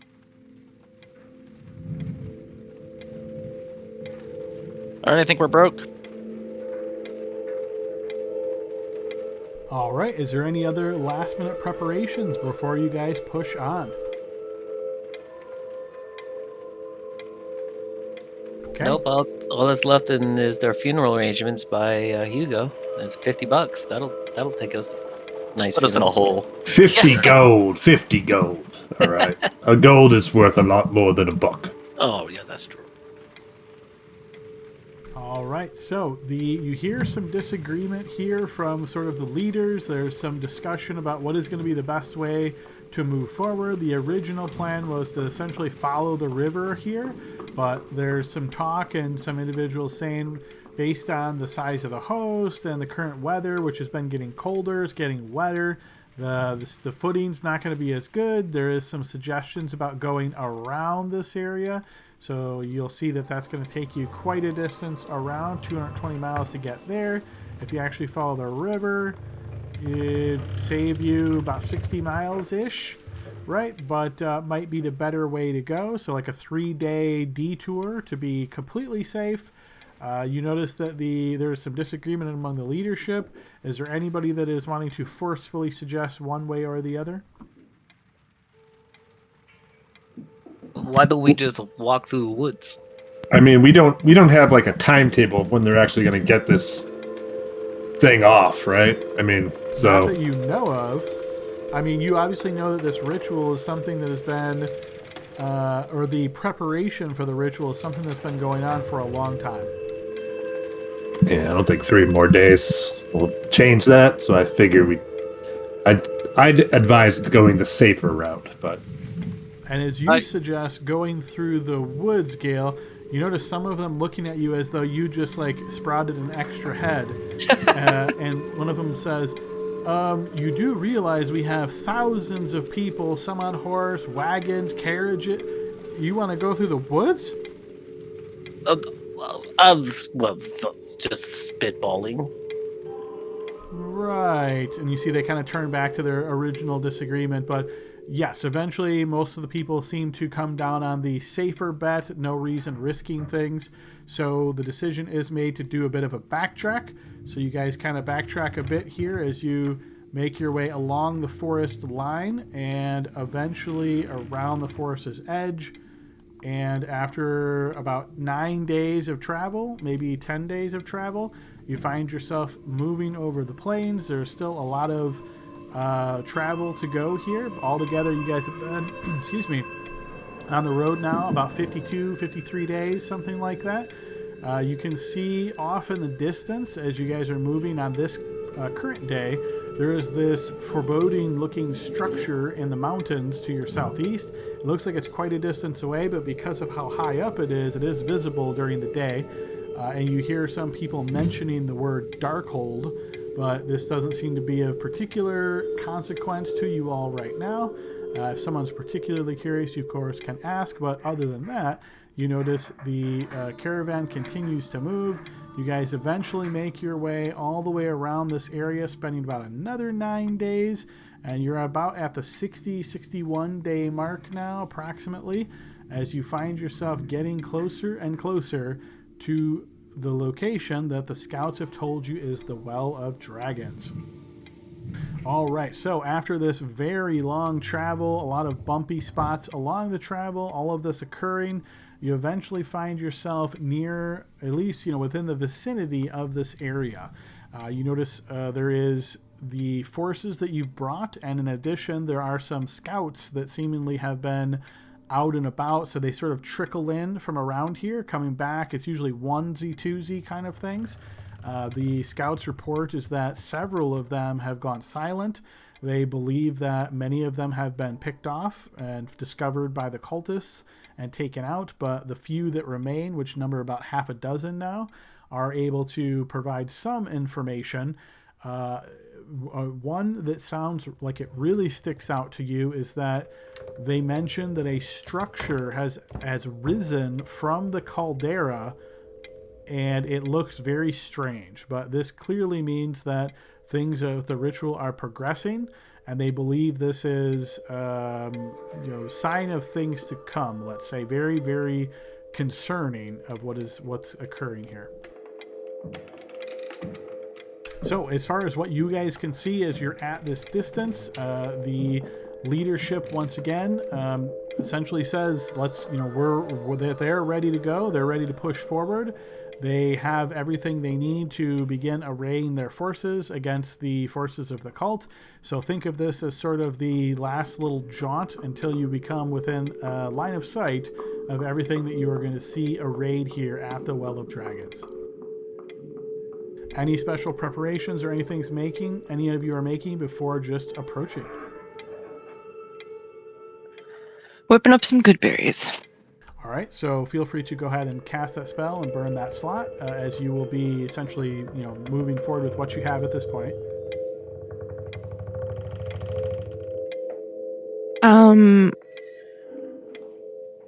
Okay.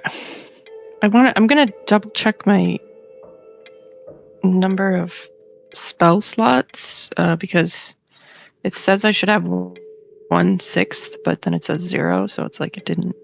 That's because of your multi-class. So you're eligible for a 6th level slot, but you can't cast a 6th level spell because of the multi-class you did. So you can do an upcast with that slot, but you don't have any 6th level spells. Sure thing. All Yeah, right. Kurtu not being a religious dude in any way, because he kind of, dragons aren't gods, at least really, right? So, but he's still going to go ahead and whisper some prayers to Valcastra, and whatever goodly dragons may be listening to him. Hugo will just say, "Oh, Taraz the Fair, if you can hear me, please help me in the upcoming trials." And gets no response, I'm sure. Nothing, no. That just means they're playing hard to get. Kurtu's goal is to be alive in the 18th. That's it,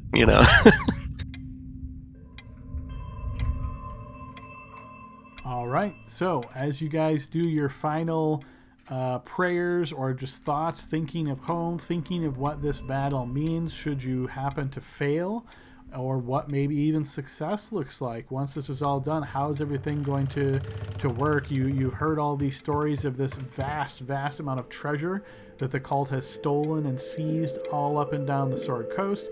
That must number probably in the millions of gold pieces at this point. How, what exactly is going to happen with that? We know, at least as part of the discussions, some of that will be going to the metallic dragons. Who knows what might be going elsewhere?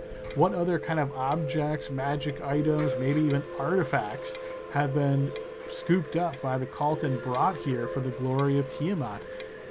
All of this sort of runs through your head as you approach getting closer and closer to this final confrontation with the cult.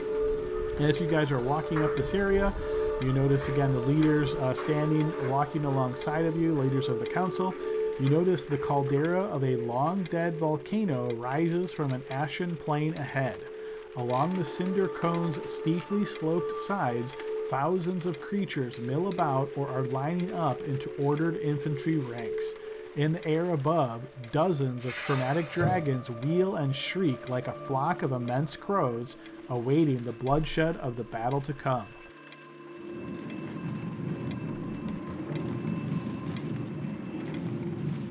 Here we go, boys.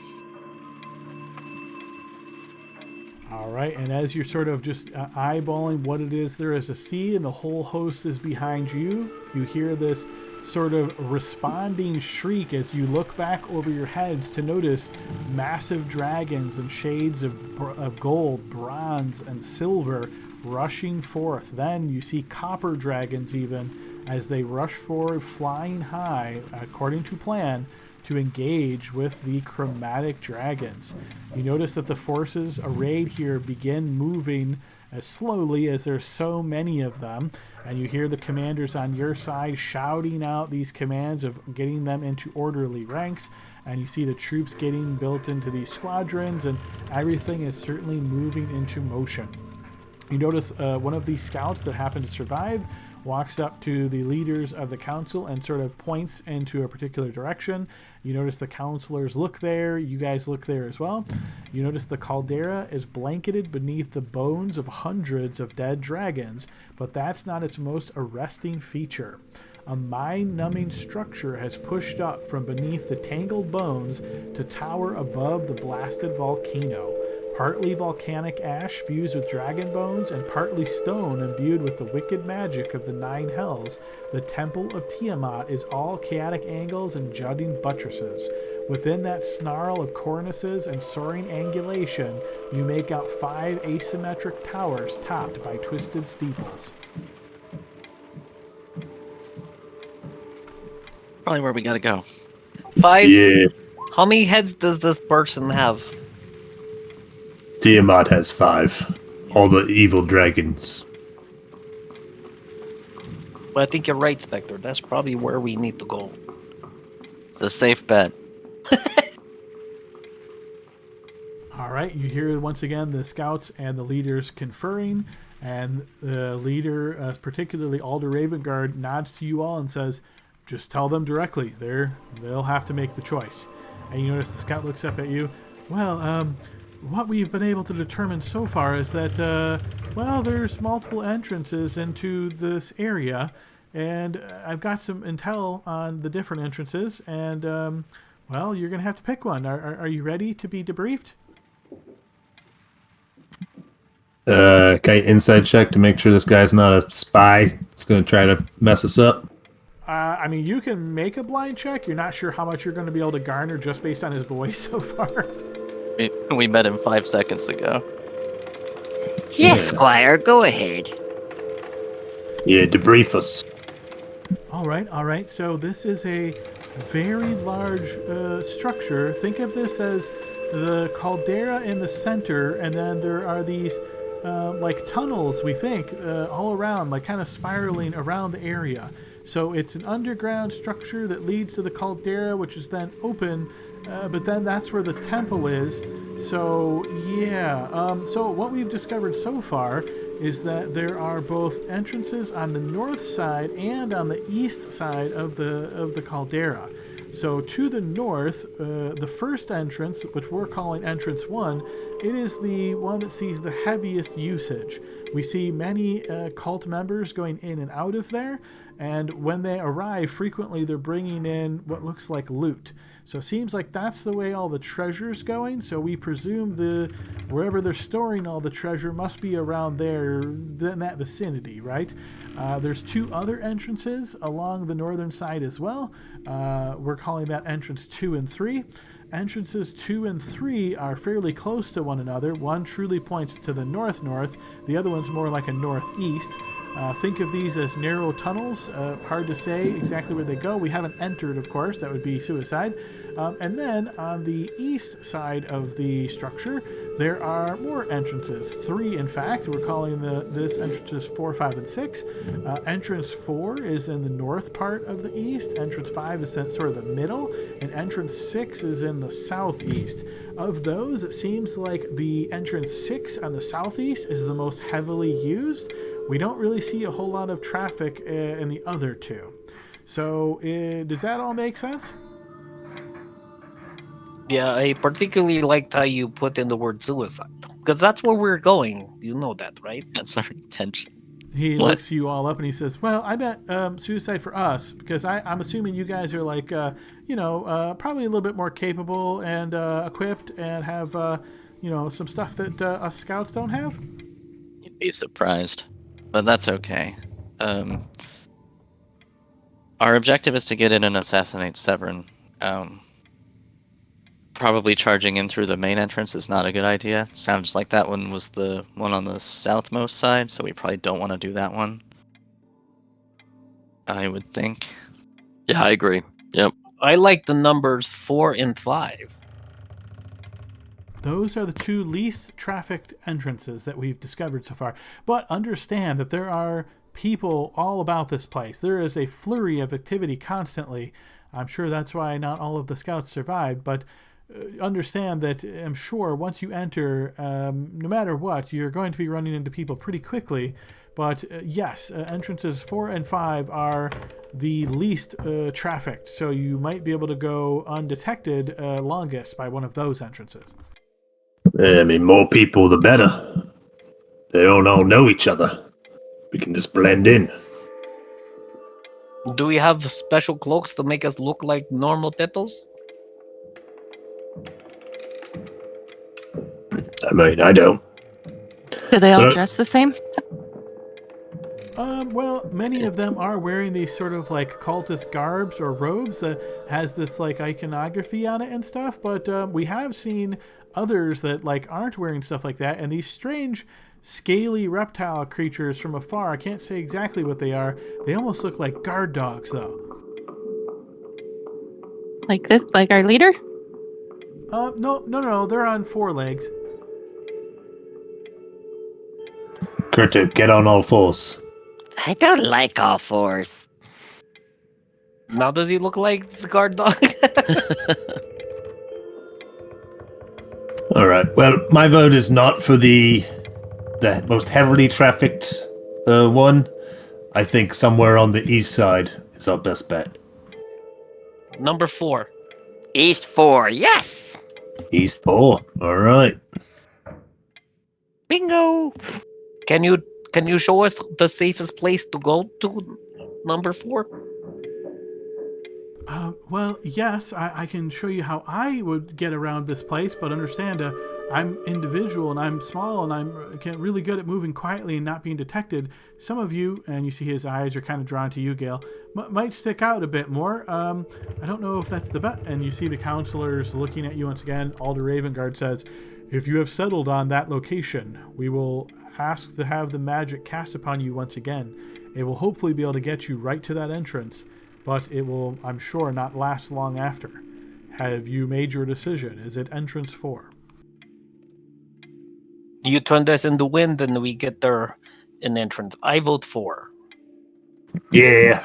Seems as good as any other one since we don't really know what's behind the doors. Yep, all of them we Or could is it good die, enough? so that's fine. Is there one that's closest? The 5 towers, are they color-coded at all? Or is there a central tower? No, they're kind of like all strangely set up. It's very chaotic. Yes, they are different colors, but no, there's not a central one. I mean, I would assume that Severin's doing it in the red tower, but that's just a guess. So, I think number 4 is probably as good as any other one.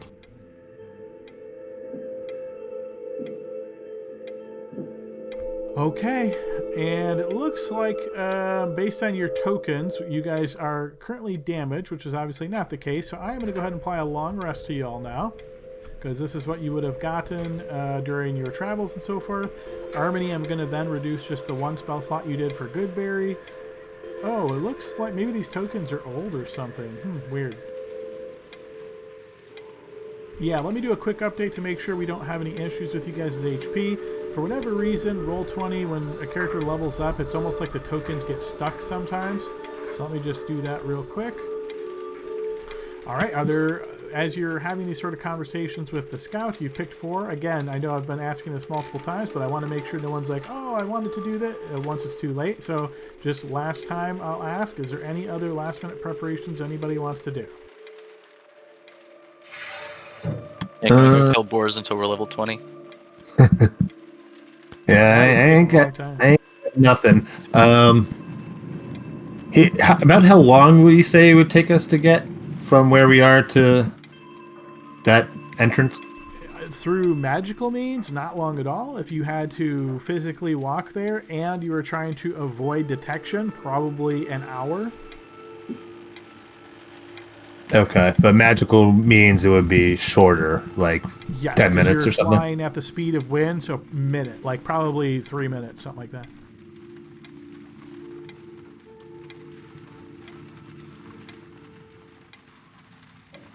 Okay, in that case, before we leave, like right before we're about to get cast on and leave, Hugo will drink a potion of Hill Giant Strength and put another healing potion on his belt instead.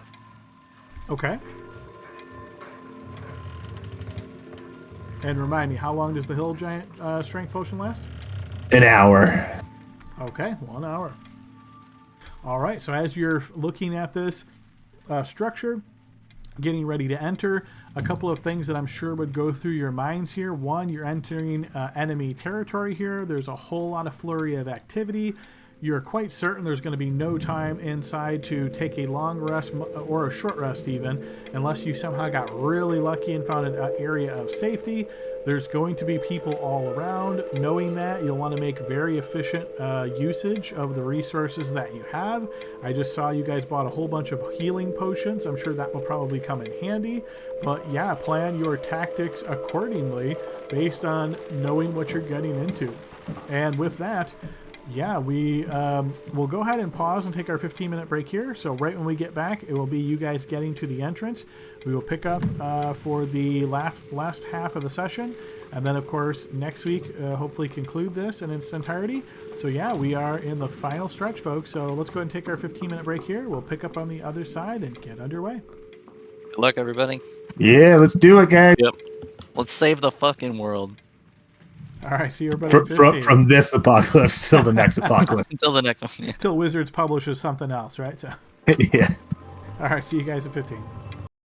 Welcome everybody back to the second half of our session. So team, it is now do or die time. You have now been magically transported through this wind walk spell, depositing you right at the location that you have chosen. the northernmost entrance to this area on the eastern side of the caldera. With that, I'm going to move you guys over to the map so you can see what your eyes can see now that you have entered.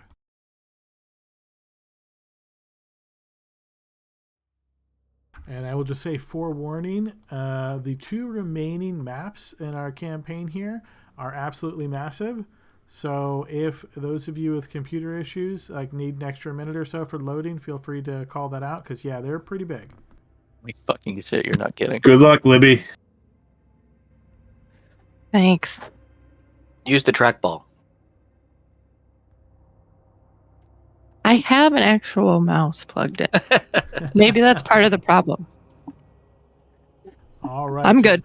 As you are transported here into this area, your noses are initially sort of assaulted by this scent. It has sort of like a wet and a dusty kind of smell to it. So you clearly can tell you're kind of going underground at this point, as you have just entered through this entrance from the outside. You can tell that there is sounds kind of echoing around here. You can see rubble that is sort of fallen off these rock walls every area that you look. It's small amounts here and there. You also hear a familiar sound now that you are here. It is somewhat faint at the moment, but definitely audible. It is the sound of the Drackhorn.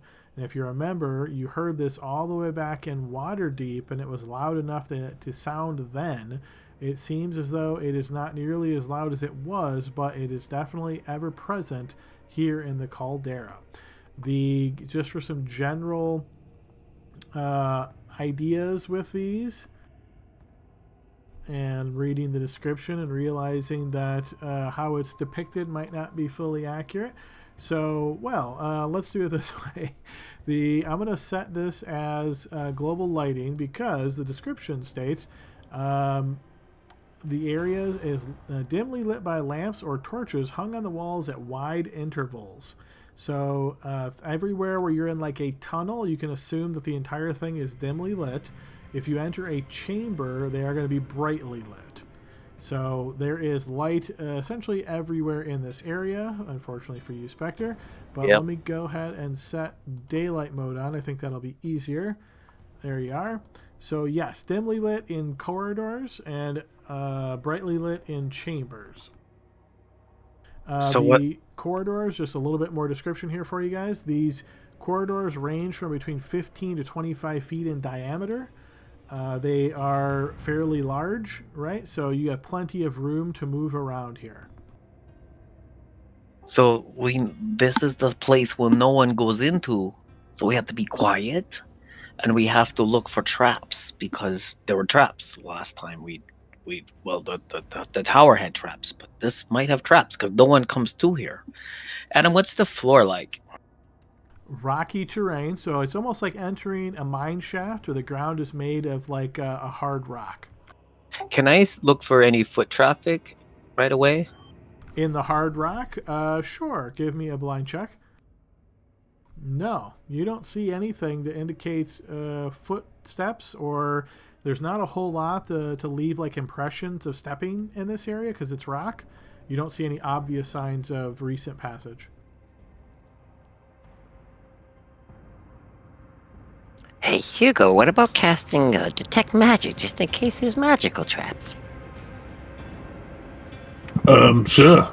But I'm gonna have to take 10 minutes to do that. That's all right. Yeah. I don't think we have 10 minutes to wait around while the armies are actively clashing outside. Well, How about some pass without trace? that'd be That helpful. lasts for an hour, right? Yep. 1 hour. Yeah, we're doing infiltration. We should do it with PWT. All right. Yeah, let's do it.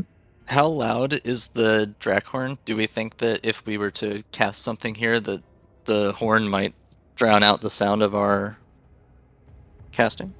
Probably, yes. So if you're within a short distance, like say 30 feet from other individuals, they probably would hear spellcasting. But because of the sound of the horn, beyond that, you think it would just get drowned out. Okay, yeah, do it.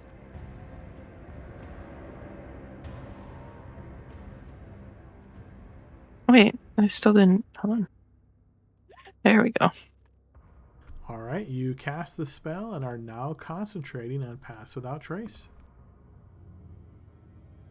Can you go first, Spectre? Look for traps. Do you feel like I'm not thinking clearly? Yes, I can try. I will be moving forward stealthily with the help of Harmony. I think I have to stay within 30 feet of her, right, to get the benefit of... Yes. Okay, so I will beckon the party to follow me at roughly that distance. And I will be heading forward looking for traps like tripwires, pressure plates, shit in the walls. Okay, so you're Anything moving somewhat to that slowly, effect. keeping your eyes open. Go ahead and throw me a blind check to represent those efforts. Okay. We'll keep going until I see something noteworthy. I will look around to see if Kurtu is following us.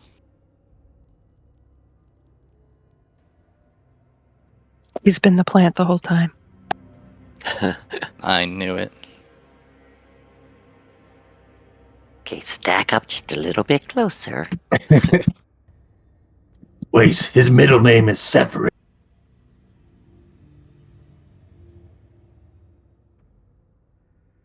I don't know if it says you have to be within 30 feet of the person concentrating. For the duration, each creature within 30 feet of you. Oh, there it Yeah. is. I only posted it 3 times. I know, right? I'm like, there it is. Uh-oh. Spectre, as you are Yes. walking out ahead with the benefits of Pass Without Trace, you notice what appears to be a patrol group moving in your direction. You can see that they don't have weapons drawn, but they all clearly do have cult garb on. They're walking towards you, and as you kind of turn this corner, go ahead and throw me a blind check to represent your stealth efforts here. Pretty good at that, and I got that plus 10. All right, so you have an opportunity here to essentially hop back if you wish. You can see that they are moving at a pretty decent pace, right? So think of this at like 30 feet around, so you're going to have mere seconds before they're right on top of you. I hop back. All right, I'm going to unlock the token so that you can move back, and I'll whisper incoming, and I will draw my bow and get ready to... I know I can't ready an action outside of combat, but as soon as I see him, I'm shooting. all right, so as you're trying to essentially get the drop on them, they come around the corner here, and this is where we will go ahead and roll initiative. You think we surprise them? I would say not in this regard because, again, with the amount of people that you have, as soon as they're coming around the corner, I know a lot of people think Pass Without Trace is like invisibility, but it's not. So if they're looking right at you, they're going to see you. All right, so as they come around the corner and they spot you, we go into initiative round here. Let me go ahead and put on some different music.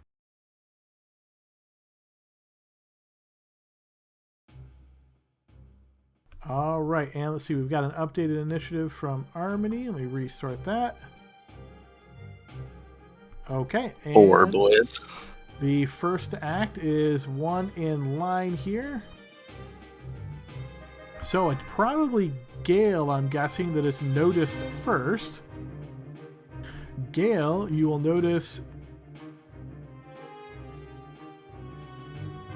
Okay, you will notice this individual actually jumps into the air and flies up next to you. You don't see wings or anything like that.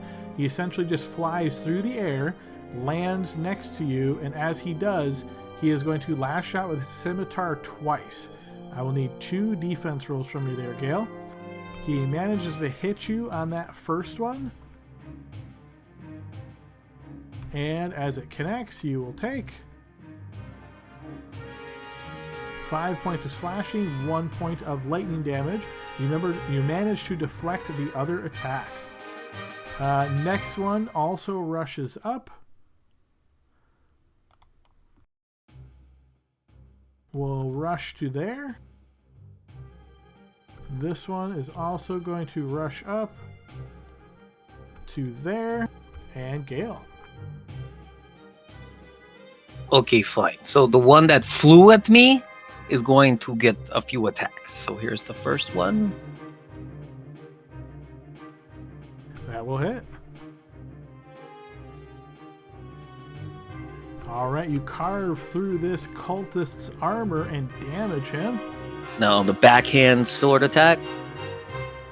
Yes, that will be a Nice. critical. Go ahead and roll critical slashing. Cut off his wings. Okay, post damage. All right, he is wounded a second time. And then I'll try to finish him off. Okay. The third attack will miss. He ducked. I will.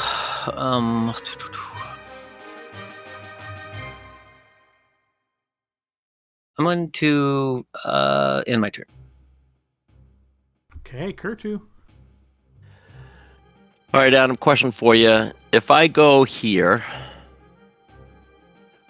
or if I go up there, am I going to be able to hit this guy here? What's my penalty going to be like? If you draw a line through to the token you're trying to hit and it goes through the square of one of your allies, then they're going to get cover. So that would be a +2 or a -2 to your attack. Essentially, his defense roll goes up by 2. If you're drawing through multiples people, then you start getting into more levels of cover, like 2, then 5, and so on. Yeah, okay. I'll go here, and I'm going to shoot the guy in front of Gale. Okay. I want that space when you're done, Kurtu. Well, I'm Yeah. Kurtu. I plan on moving back. What are you talking Yeah, about? gotcha. That'll hit. Yes, your firebolt consumes the cultist, who drops to the ground in a fiery heap.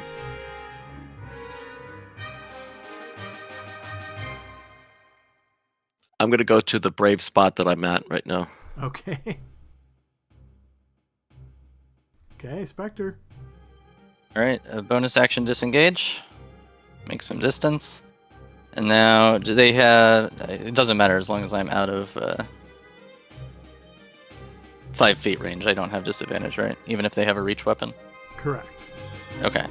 Then the guy in front of Gale is dead, so I will make my first attack against the one next to him. As soon as I find my character sheet. There it is.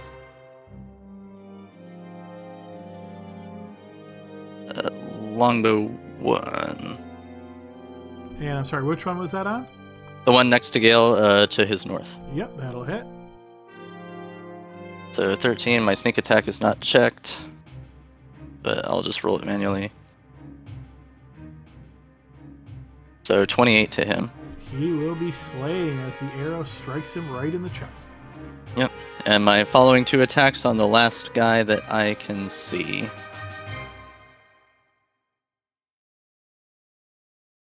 One and 2. Those will both connect. 12 and then 10. He is slain as well. And I see that Armony and Kurtu are behind us. Am I making a full wall here with Hugo? Or no? Can they get around us on either side? So they can always move through your square without penalty. If you're engaged, they can still move through your square, but they treat it as difficult terrain. Don't let him get away. Don't let him run. Well, I used all my attacks, so I'm good here.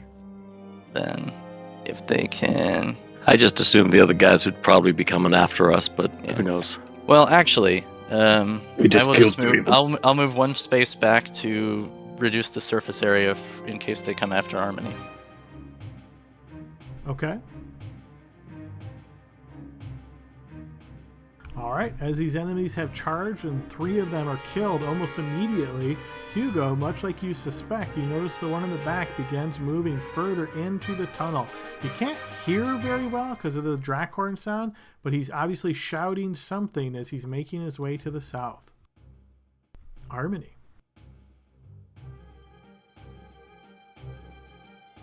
Is there more of them? Yeah. There will be Always. in a second. We cannot let these ones run away and get more.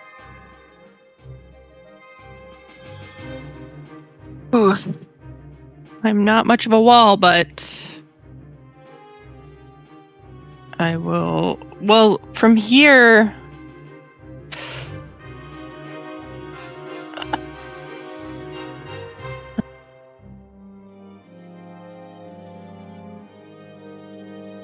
Is it just the one?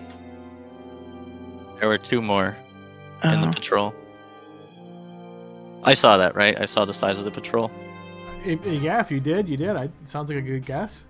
One's running away and one's still standing there.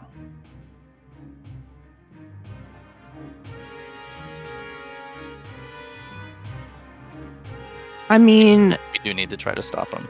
We need to stop them. okay, I'm realizing that I didn't put the spell that I would want to use on my sheet. So, hold on a moment. Oh my goodness, 60 days to prepare. What the heck? No, I'm just kidding. Well, I deleted all the spells I wasn't using because I was like, we're near the end. When will I ever use that? Oh, right now. If only someone had told you not to do that. And literally Uh-oh. this whole time I've been like, there's one that I'm missing. Okay. And I couldn't figure out which one it was. And now I know because I have to use it. All right, hold on a sec. I have to open this up. My computer cannot handle me talking and changing anything. This map as well is probably. You need to tell your work to get you a better work computer for your gaming on Christmas. Absolutely.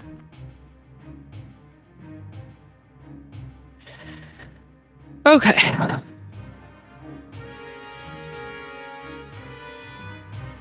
All right. I'm going to keep moving.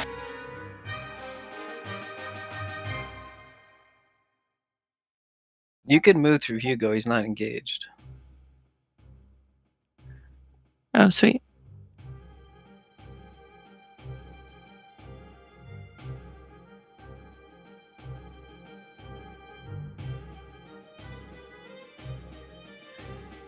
All right, so I'm going to cast.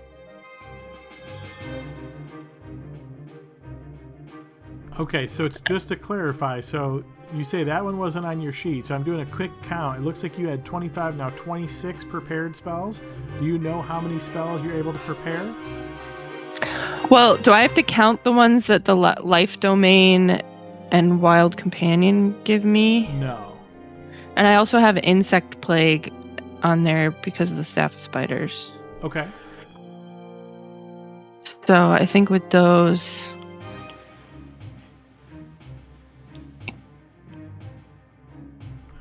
Okay, so yeah, for East, we'll assume that's again last 2 sessions of the campaign. So yeah, we'll go with that. I should be at 27. Okay. Do I have more than that? I did a quick count, had you at 26, but like you say, if some of those are domain spells and then some are from an item, then you're fine. Yeah, I was gonna like uncheck the ones that are okay. I have it on an Excel sheet. It's easier to see. Okay, so I'm gonna cast this in front of the front guy. So. Okay, so go ahead and point to where it is you would like this effect to take place. And that is a 20-foot radius.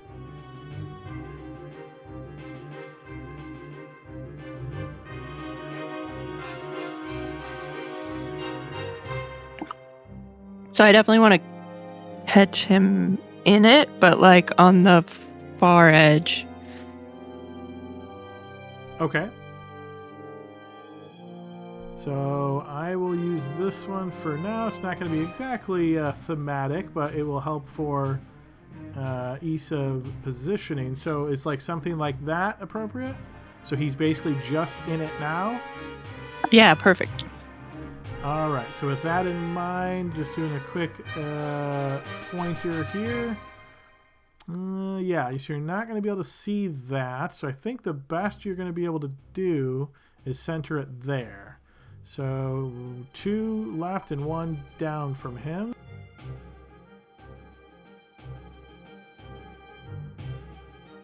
Yeah, so that's going to be the best you're going to be able to do there, Army. All right, so you cast this spell. Spike growth is concentration, which means the other one you just cast, which I believe was also concentration. Yeah, PWG. Pass without trace. I'm dropping. Yeah. Okay, so pass without trace drops. Spike growth comes into effect and is indicated by the swirling lightning squares at the moment on the ground. Anything else on your turn, Army?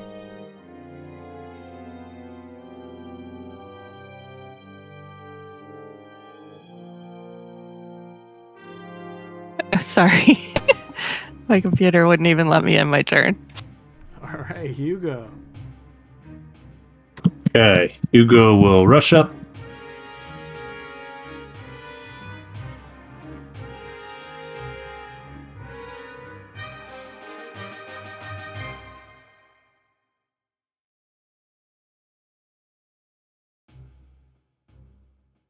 Okay. And seeing that guy down there, he's going to firebolt that dude. The guy that's furthest away. Yes. Okay.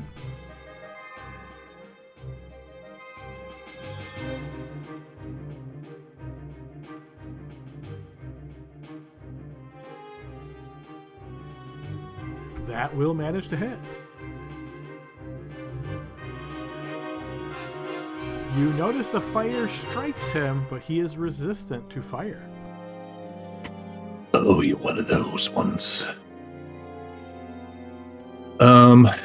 And as bonus action, he is going to telekinetically pull the one that's closest to him, one closer to him. Okay, yeah, go ahead and throw that check.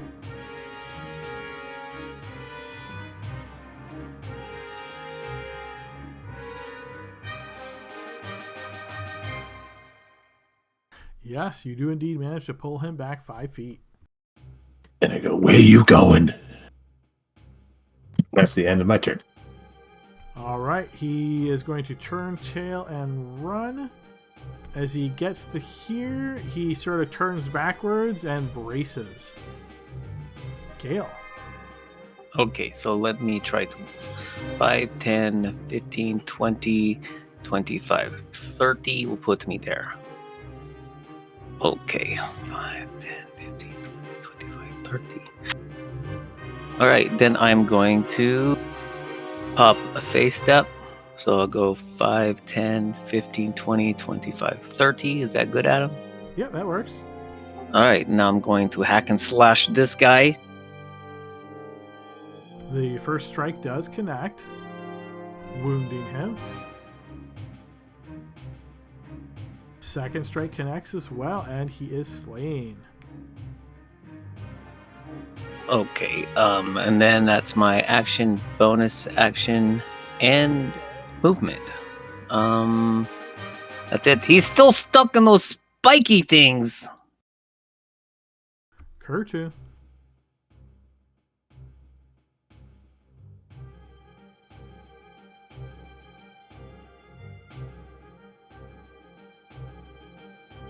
All right, I can't see him, so I'm going to dash.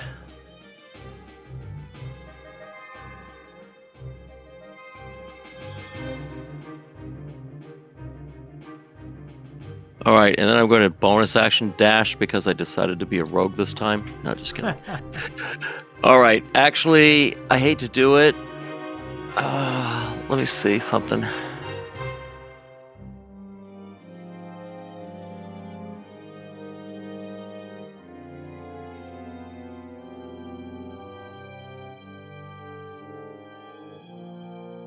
Shoot, I'm just going to hold my turn. That's it for me.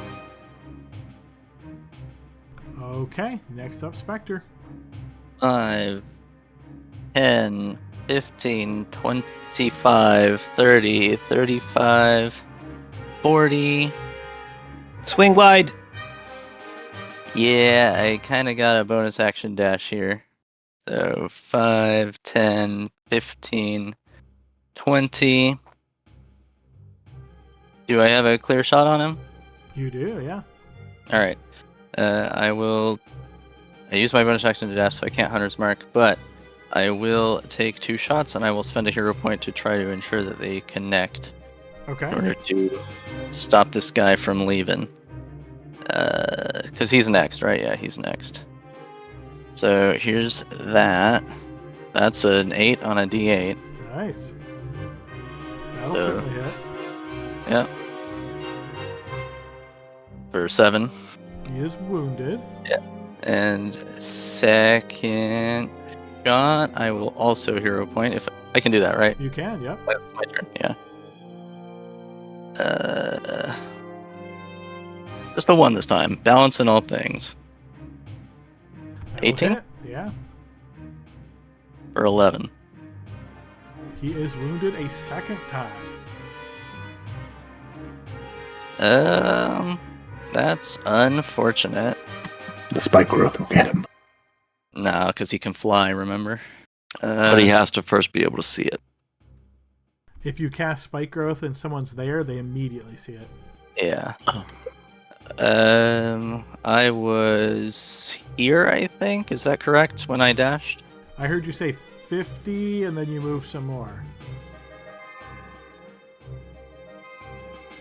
So I think you moved 60 total from where you started?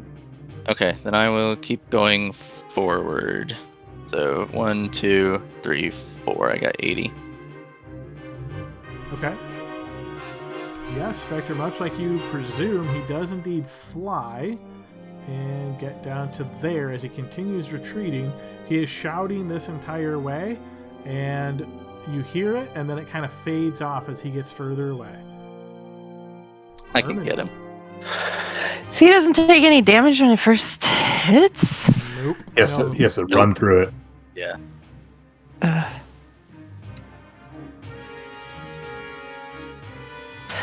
I can still see him.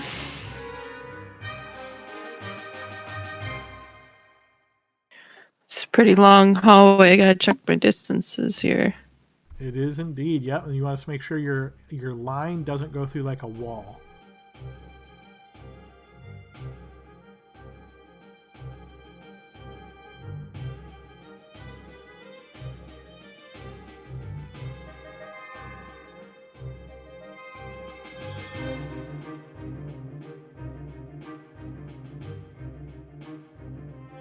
Didn't you buy like a wand of magic missiles or something? Well, I was just gonna Sacred Flame him. Can I So, see him? Magic missiles auto hits. I don't know if you know.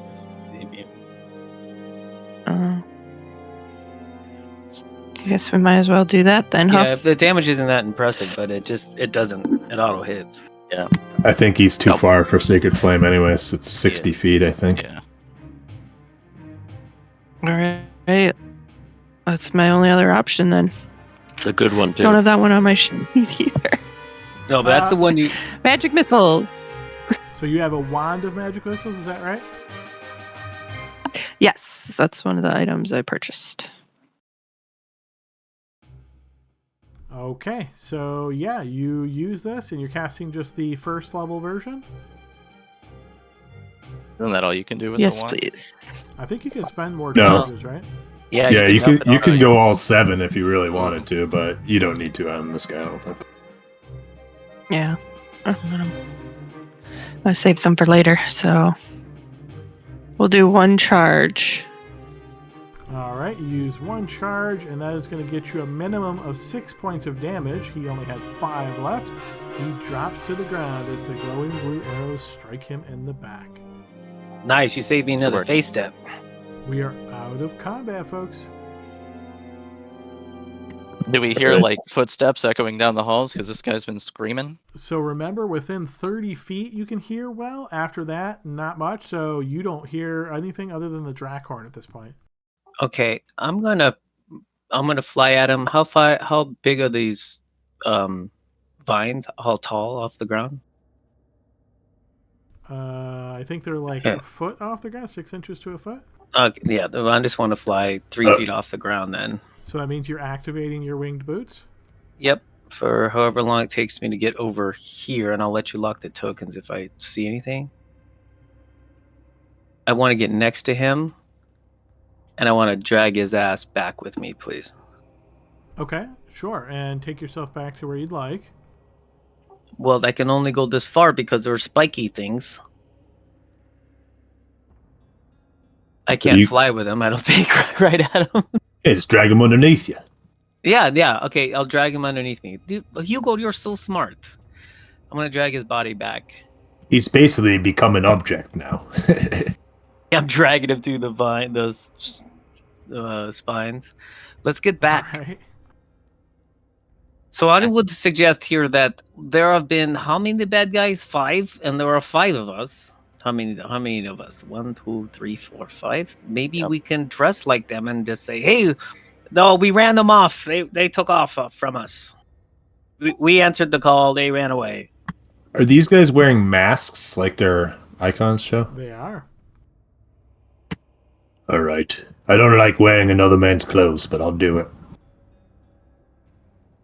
Are any of them a halfling by chance? They are not. What about a dwarf or a gnome?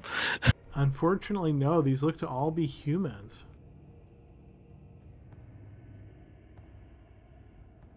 Well, it's not a bad idea. At worst, it'll buy us a couple seconds of uncertainty. But Yep. remember that the cult had very particular information about us when they sent that assassination attempt, so I don't know how long this will fool them for. All right. So Hugo will roll the pocket to the one next to him and then take his gear or like robes and uniform and put it on. Okay. Are we able to put it on over armor and everything? You can, yeah. Okay. I imagine we all do the same, aside from probably Kurtu. I'm getting them, but I'd like the bodies around the corner, Adam, so they're kind of out of sight. And then I'll When you put say around the corner, do you mean just back where the other 3 are? Yeah, over here. Yeah, that'd be good. Okay. So you spend some time then pulling the bodies back. So after flying over, grabbing him, flying back, starting to strip these guys of all their gear, we're going to assume about 10 minutes has passed here. And I'll go back so we kind of regroup back here. That makes me think we gotta get going, boys. Well, it's also his boots and stuff like that. I think it only lasts 10 minutes, right? For the boots of flying. Like growth is gonna run out. No, my boots last for 4 hours worth of flying. Yeah, dope. no, it's good. But Adam, I want to search that guy. Did he have any magic stuff on there? Like, why was he flying? Was it innate ability, or does he have magic items on? So I think you've experienced these guys before. You don't see anything magic about him, no wings or anything like that, but clearly his ability to fly must be magical. They've sucked up to the dragons for long enough. They gained some powers. Oh, I have maybe a he's potion a of Dragonborn. invisibility. What's that, Army? I have a potion of invisibility for whoever doesn't fit in the armor. Yes. It's you, Kurtu. And so do I, but those are for special circumstances. And now would be not bad, because the further we go into the tunnels, the more they'll be able to see us, because dragons can see invisibilities. So there's anything on their bodies, Adam, that's we can loot or see that's interesting? A key or a spell book or a note or... No, nothing like that. They certainly have armor on, and they have scimitars upon them. No coinage, no letters, no kind of intel. Well, they don't have the map that says ritual being performed here. And the big X. Not at the little patrol guys, unfortunately not. Man, they didn't take notes at the morning briefing. These guys were losers. We killed the loser squad. Well, let's keep going. Then. Kurtu, do you want to be invisible as a little? Not little. Do you want to be invisible as a and tag along with us, so because you can't fit in the clothes? I could wrap one around like a robe. You know, I just don't want to use up too much. I mean, we're just at the entrance. I'm just afraid of using up too much resources right now. Well, yeah, but I think the further we go in, the invisibility would be useless.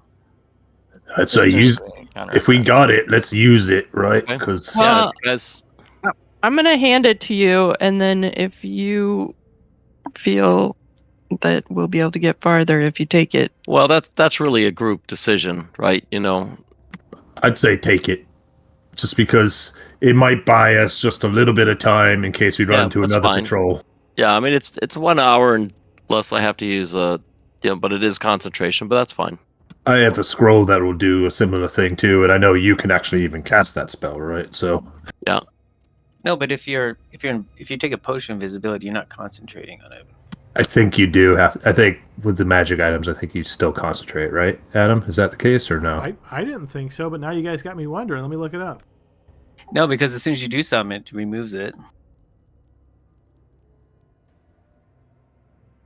Oh, is invisibility not concentration? Yeah, but the way this potion works is it doesn't require concentration. Like if the item says you are affected by this spell as though you had cast it, then that's different.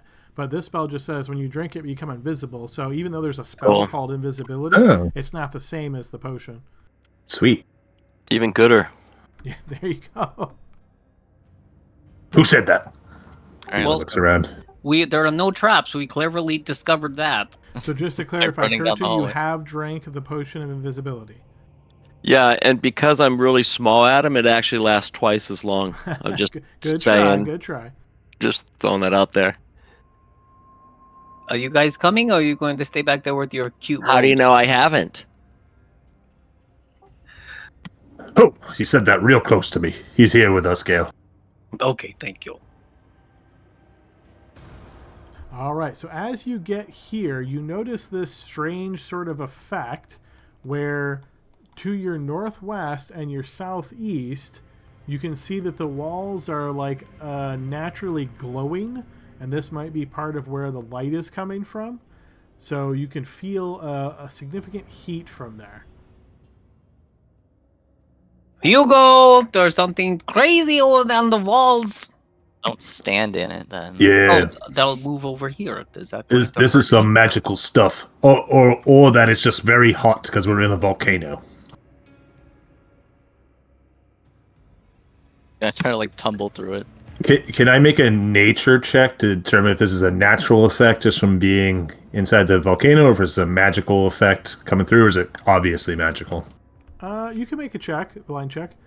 And just to clarify, are you proficient in nature? I believe I am actually, but let me double check. Adding 9 to it, you better be. Yes, I would say you recognize this as what's known as a lava tube. So if the volcano is active, the northwest and southeast is like a channel or a tube of where the lava would flow. This is where the lava goes. Does it open? It does not. Okay. Yeah, it's so the heat from the lava may. There's probably lava on the very other side of this wall, so just be careful. Don't crack the wall open, or we'll all die.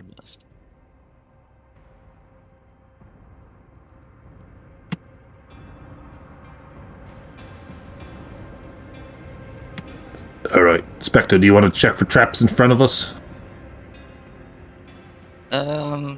Yeah. We haven't encountered anything yet, right? After You have not. Everything seems normal? Oh, and then he was further down, Adam, right? I think he was right about here. He was right here, yeah. That's what I'm saying. I didn't see him looking for anything, but this is as far as he got, so who knows what's up front. So better safe than sorry. I'll keep my eyes open. All right, and just quick summary. 4 of you are wearing cultist garb, and Kurtu is invisible, right? Yes. Yeah, but I do have a garb wrapped around me like a toga, though. I mean... Yeah, like a ridiculous person. Like a silly guy. Right, so if somebody saw it, I would say they're going to instantly be like, that's confusing. Yeah, right? I'm just kidding. Yeah. Like a little dragon baby. like it's bring your kid to school day or something. Yeah, I was picturing the little kid in the grown-up clothes where their arms don't fit all the way out the sleeves. My daddy made me wear his tie. Yeah. Harmony is trying to look like she's not struggling, wearing the metal mask and everything. So do you want another blind check for checking for traps, or is my previous one? Nope. If covering you're it? stopping here and like actively searching for traps, then another blind check. You spend like a minute or so searching in this area. You do not discover any traps. I don't like how particular you're being about the time, but Oh, I wonder if maybe time might be a very important element. I mean, you literally told us it was. I sure did. The So ritual's yeah. starting already. All right, let's go. let's go. Yeah. Are they coming?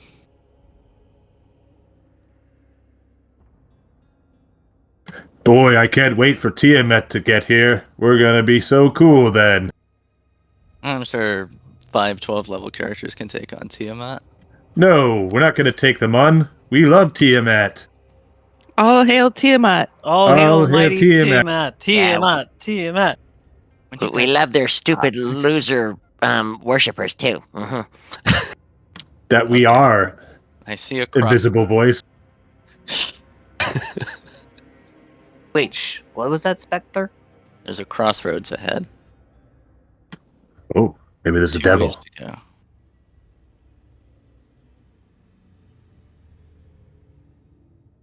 All right, as you step to here, Spectre, you notice 4 cultists that look to be mostly focused on the east. However, as you step up and you're within a 30-foot distance to them, they can hear you. You're not intentionally trying to look stealthy or anything like that. So you notice one just kind of glances back at you and just gives you what you assume is a discerning look, but you can't really tell under the mask. I will, if I know that they've seen me, I will continue walking as though this is totally normal. That's probably entrance 5.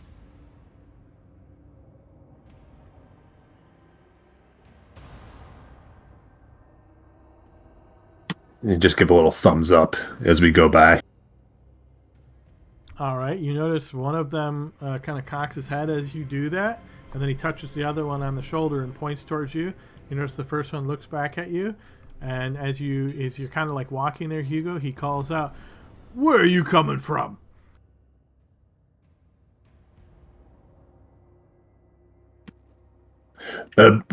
We were just investigating this tunnel. That's our route. Give me a blind check here, Hugo.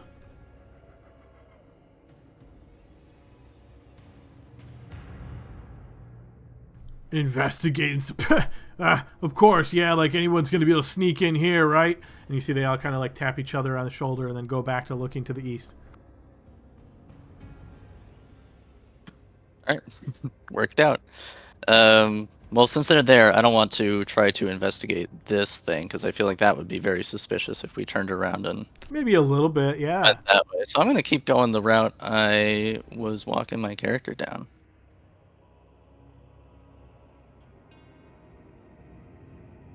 Harmony, you might want to wait a little while. You seem impatient. Oh, I'm just trying to keep up in our patrol formation. You're out of formation. I am next. Sorry, sir. All hail Tiamat. Tiamat, yes.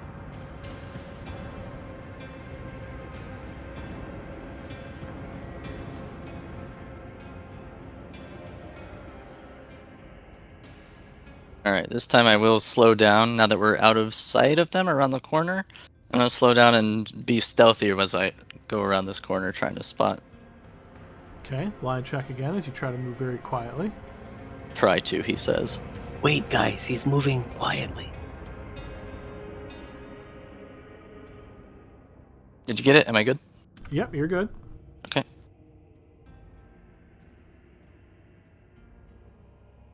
Right. Is this a hole in the wall He over here? stopped. He stopped. It looks like an opening in the wall, yes. I will continue advancing.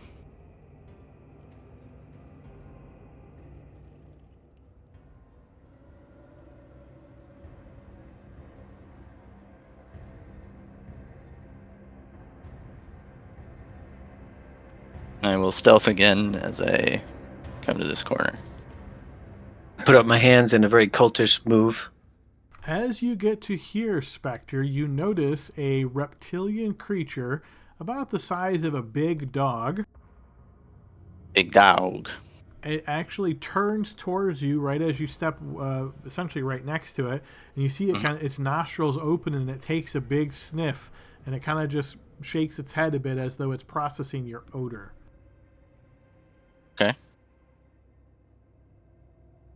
If it's not doing anything, if it's not like hostile, I will continue. Step away.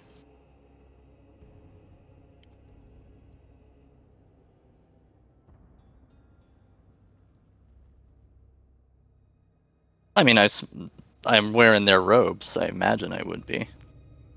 Go, hurry up, move. You don't have to smell like sulfur.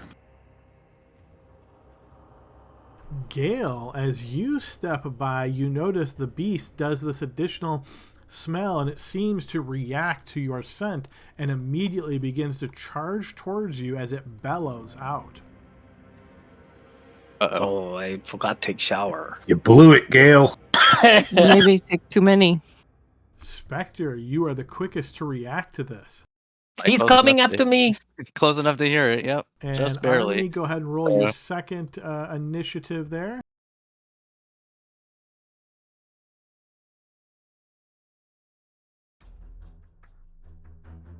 All right, and then we'll resort. Gale, don't you have a second initiative now too? Not anymore, No, he because lost it, Roland left. Ah, okay. It was Much from the easier. Helm of Awareness. Okay, well, Spectre, you are the first to react. About time. Okay, so I'm gonna sigh deeply. As Gale's fucking shit up again. I'm gonna turn around. 5, 10, 15, and I'm gonna make my 3 Dread Ambusher attacks at this guy. All at advantage because he hasn't gone in order yet. Okay. 1, 2, 3. Yes, all three will Nice. connect.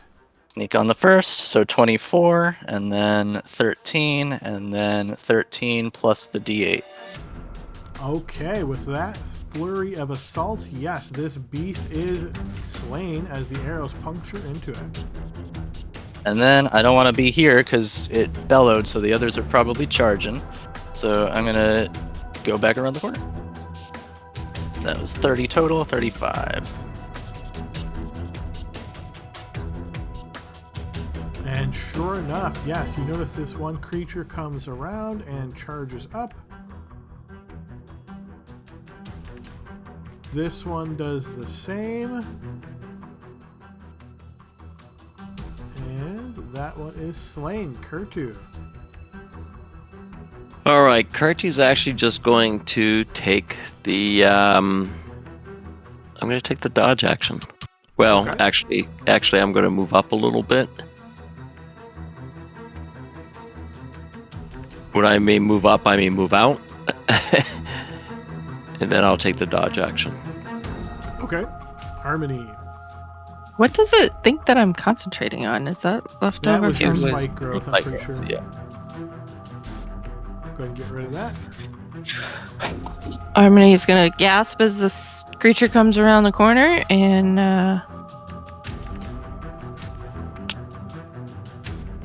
shoot off a sacred flame.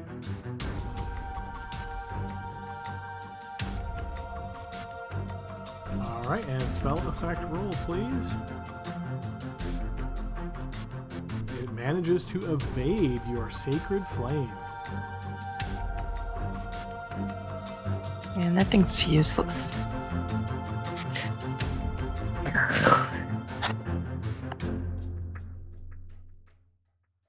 She's gonna say, You don't have Toll the Dead? No.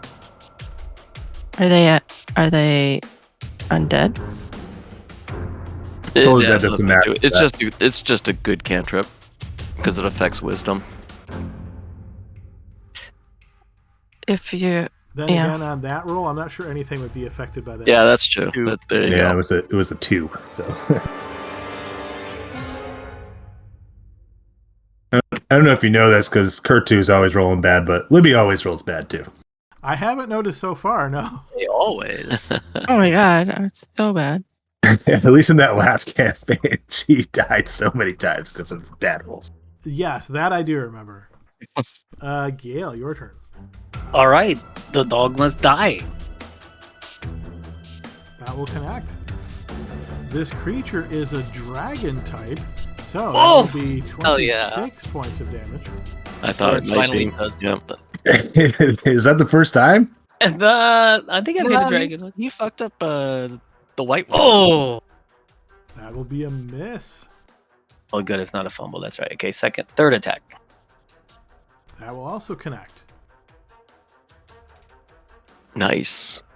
As you slash into the creature, wounding it severely with these 2 connects. All right, bonus action. Going to shield bash to try to trip him. Okay. Hugo's next. Oh yeah, you got bonus on there. Yeah. Do I have it? No, I don't. I don't. It's not in my you action. Make an athletics check. Yes, you do indeed manage to knock him prone. Should have done that between my attacks, but hey, that's my Actually, first. You can't if you're talking about Oh, the shield master. yeah. You have to do your attacks first. Okay, yeah. They okay. errated that. Specifically Yeah. because they're fucking it. Yeah. All right, so that will be it then, though. In my turn, okay, Hugo, can you stab the dog, please? I'll do you one better. Enjoy the bells of Door of the Dead. Do I need a roll? Because, like... If you roll I don't really know. terrible, it could, at half damage, not kill it. So just go ahead and post the damage. okay. We'll see. Nice try. Well, I do half damage with it. He looks pretty low. He is, but you never know. Sometimes you get some wonky rolls on this. No, wait. Uh-oh. Wait, no damage? What does that mean? That's a wonky roll. I think this is the spell where every time you level up, the spell breaks on the sheet. Yeah. Just go ahead and throw 3d12 for me. I'll fix it real quick. Falling I for my think- trap card. That will indeed kill him. I was gonna say you'd have advantage. You go up and flank it. I mean, you could have rolled like a 2 and still hit him. Yeah, but my cantrips do half damage even if I miss. so- Yeah. That's true. That's a good point. I'm gonna move here. There's another one inside the house. Yeah, is that one not coming this way, or did that one just run? Charging. It's just got initiative 6, Oh, okay. right? And then I guess it looks like they're just coming full force, right? These aren't running, as far as we can tell, to get other Not things. so far. Okay. As a bonus action, then I'll push the one closest to me 5 feet away, Okay. or try to. You will be unable to push it backwards. Ooh, okay. A lot he coming. And I will continue moving forward.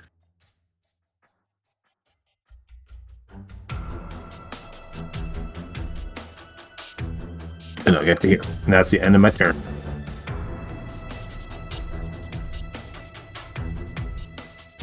This one will charge up as we move to Spectre's turn. Spectre.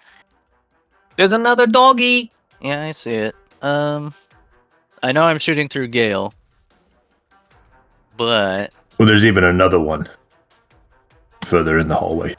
oh well, that's fine. Further up, you mean? Yeah. Yeah, he won't be able to get to me. I'm gonna steady aim to shoot through That's Gale. why Gale's there. Okay.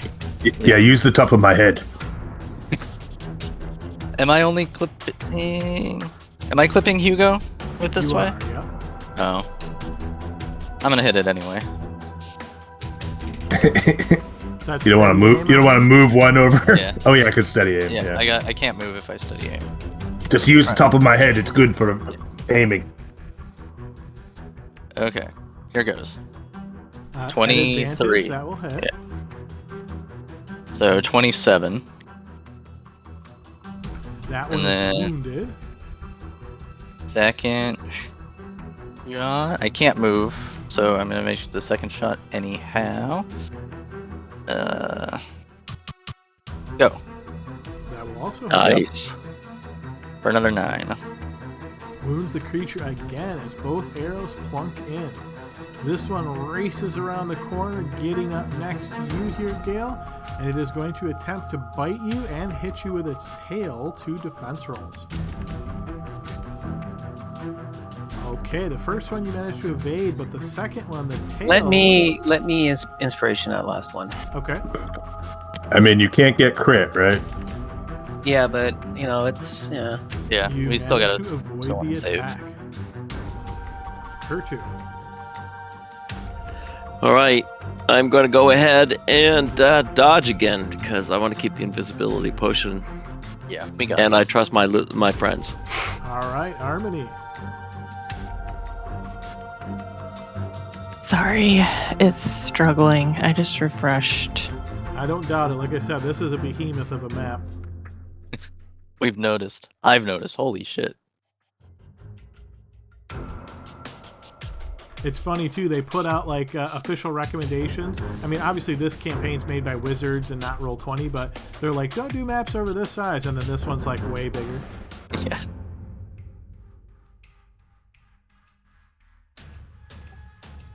I can see health bars, but nothing else. Hold on.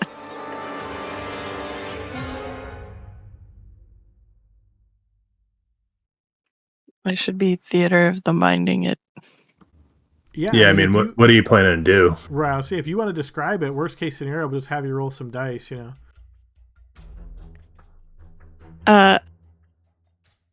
Zoom, and then once it reloads, is there a way to snap to yourself?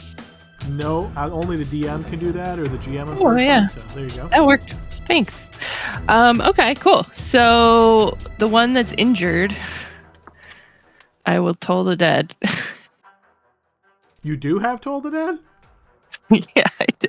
You have it? Okay. Oh man. You guys are never gonna play with me again. We're just going to ask you to play the I mean- barbarian. You've seen Hugo doing it I over and over and over again. 100% want to be a barbarian. Well, that's why I felt like you didn't need to, because he was doing it.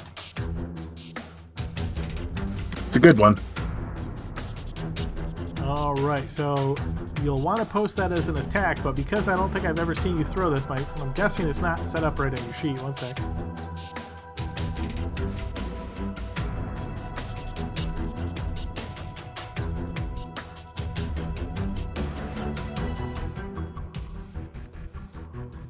Army's just like, oh yeah, I got Toll the Dead. Well, it's a good combination to have, right? Because I think one's Dex and the other one's Wisdom. So. Yeah, for sure. Now, the Sacred Flame is radiant, and that could be very useful. That's right. That's right. Okay, so that has been updated for you, Harmony. So right on your main screen, there should be the very bottom attack now, and it should work appropriately if you want to go ahead and post that. All right, and then go ahead and throw a spell effect roll as well.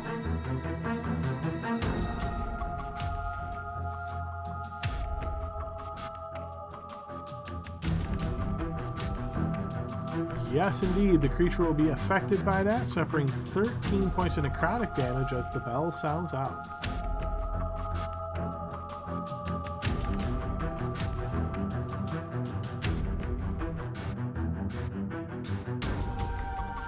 All right, Gale. Okay, fine. I will move there, and I will swipe at the one. Whoop, you cut out for me there. Is this one to the north? Yeah, yep. Okay, that'll hit. And with 29 points of damage, this one will be slain.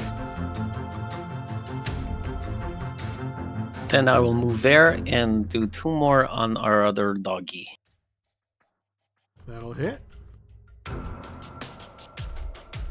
24 points of damage, wounding the creature. And hit as well. For 29 points of damage was exactly how much it had left, and then Nice. slain. They're all lined up in a row. Good job, everybody. All right, yes, and with that, the battle is over, folks. Was there a lot of noise? You said they bellowed out. Was it just between them, you think? Or what do I think? So remember, there's an ever-present sound, the Drakhorn, sounding through this area. No matter where you're walking, any sound beyond like 30 feet is almost imperceptible. Okay. Even if it's like a super loud bellow. Well, so when I say bellow, I don't mean like he did like a Godzilla bellow or anything. So Sure. that one, I mean, sure, if something was super loud, it might be able to overcome it, but not that. Okay. All right, hit F. Wait, before we go anywhere, hit F5, and then let's go.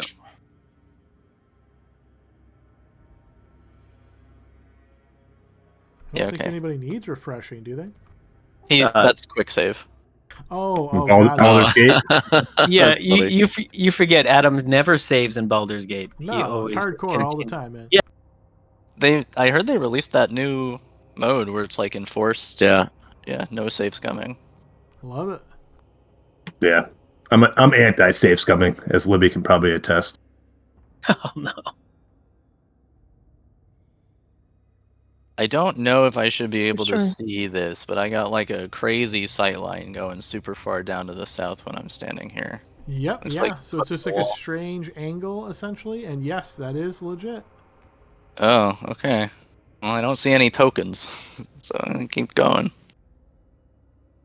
All right, now what I will say is go ahead and give me blind checks, full team here.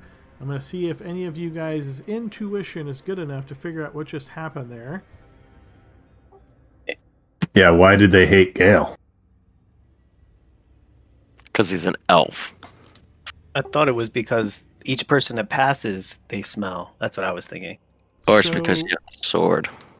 only Spectre is able to deduce this, but you realize that with Gale having engaged in melee combat, he is pretty much soaked in blood. So he's got blood on his cult robes, and blood on his hands. He's already slain 6 people himself. So you're pretty sure that those creatures smelled the blood, and that's what caused them to attack. Oh, Gale, you look like you've been playing Dragon Age. Can you press the digitation me? I don't have that. No one ever picks that one. Yeah, I do, but Adam, will that change my invisibility at all? Because it's not an Yes. attack. If you cast a spell, I Cast believe a spell. invisibility drops. Yeah. Yep. Okay. Yep. I'll Can get you later. Druidcraft disappear it? I don't think Druidcraft does that one.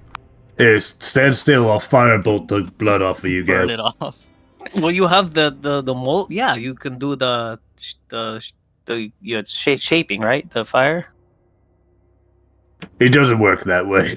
I would definitely hurt you if I did it. I think you're just gonna have to, does anyone have any perfume or anything like that? Well, forget No. it. We have to go. So what? I smell like blood. Yeah, What else is new? it's fine. We'll kill them if I they can try pour to. my water skin on him. But then lightning damage will do double damage, so we'll not do that.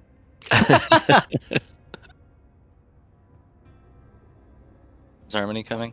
Is she lagging? She's posting gifs. Stop posting. Guess we're in the bad guy's lair. Final battle. And Oh, we're posting memes. This is such a modern campaign right here. Do you want me in the back or do you prefer me in front? You guys, all you peoples are in front. Get up here, Gale. Stop Well, picking at that blood. Don't need to be so scrunched up like a bunch of We're scrunchies. in a time crunch here. They're You have about to one summon time. Tiamat. Okay, go ahead. Why are you in front, Hugo? Hey, Hugo, calm down. Listen, you hear that Oh, bell? I see him. You hear that noise? Guys, stop. Hugo, stop. There's a lot of boys that way. I see I somebody. point down the hall. Yeah, no shit. Me too. We should... The distance... Can I see from my distance, if Hugo moves out of the way, can I see if they're looking the other direction? From what you can tell, it looks like they are mostly positioned to be looking to the southeast. Now, of course, they move, they shrug their shoulders, they roll their necks every now and again. So they're gonna clearly spot you guys coming down this way if you stay there too long. Do you think this is entrance 6? I would assume, yes. They're looking like they're similar to those other groups we found. So I think we need Go to to the take right. a hard right here. Yes. Go this way. Or So, you yeah, could go look. same thing as before. I'm just gonna keep walking like I belong here. Okay. And Tiamat is move so to- good. Oh, I see more people. All right. So from there, Spectre, on that bit of a glance that you have into that next chamber, I would say you do notice some straw mattresses spread out on the floor and like a table from your current vantage point. Okay, and I see one dude. Can I tell what he's doing? Looks like he's eating. Okay, so not really paying attention to this direction. No, His you don't think focus is, yeah. I will wave the group to follow me. Oh god, there's a lot of side hallways.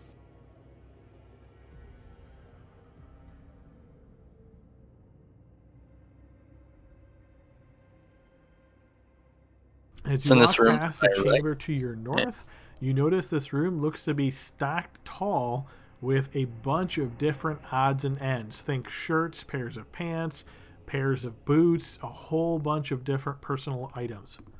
Do you think I could change my cloak? Yeah, that's what I was thinking. Is there another cultist uniform in there? As you step to there, though, Spectre, you notice several individuals to the south. Some of them currently eating, some of them just sort of chatting it up with one another. As you're kind of standing there, you do notice one kind of like looks and eyes out into the hallway and sort of watching you. Yeah. I'm not gonna react. I'm gonna keep going on my path here. Yeah, let's just keep going. Forget about my clothes. The best way to do this kind of thing is to act like you belong. That's what the shoplifters always tell me. Gale, go ahead and give me a blind check here. I'm going to take Oh, no. this as a stealth check, and I'm going to say, yeah, I guess Dex is probably the best. So this is basically how well are you doing at hiding those blood stains that maybe somebody, a casual passerby. All right, so as you get to about there, you notice one of these guys sitting at the table sits up really quick and starts moving towards the hall. Stop, what is going on? And you see he's looking now right at your robes here that are clearly spattered with blood. I'm looking for replacement for my shirt. He hears your very broken common. Go ahead and give me another blind check. There's going to be deception at disadvantage. We're fighting, boys. Okay.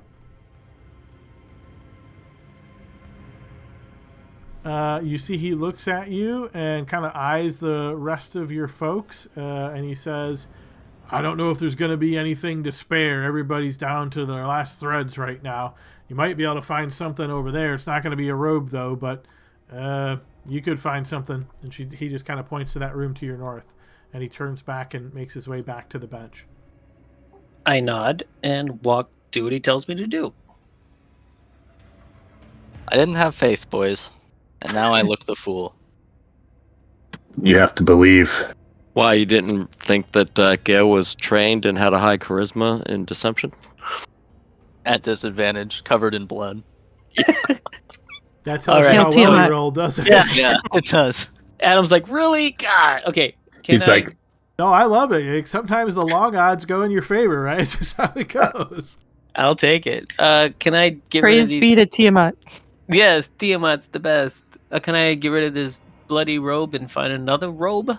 So there are robes here, but there's not cultist robes, right? So you can find various robes, various clothing, various bits of things. There's also like cloth and stuff that you might be able to, wipe off the worst of the blood from you. You're still going to have stains, of course, but it wouldn't be as noticeable. You also notice some other various strange odds and ends like daggers, darts, and some short swords that are just kind of littering this area. Hey, Hugo, can you come in here, please, and clean the back of my shirt? So yeah, I think I'll find some cloths and just spend maybe a minute or two trying to clean up my bloody cloak. let's be quick about this. Okay. We must get to the chamber. We must serve Tiamat. I know. Serve Tiamat. And you go quickly wipe them down. Okay. You do the Any of best those you can, daggers, trying guys? to clean it up. Guys, I really haven't heard the cultists be that, Oh, enthusiastic. enthusiastic about it. Let's fight. So I'll just go here. I think we're overcompensating. I'm not giving anyone a thumbs up. I'm just walking down. Okay. So we're moving on. At this point, having not tripped over any traps, I'm going to assume that there are no traps. Yeah, because it seems like for everyone. Yeah, everyone else is walking around like. And if people saw me looking around, they would. We own the place. Yep. There's too much foot traffic for the traps. Yeah, I think. This feels like a main hallway. Oh god, I see more guys. You enter this area, Spectre, and you glance to the room to your north. You are somewhat surprised, perhaps, to see. I'm not surprised. I have an alert feat. Nothing surprises me.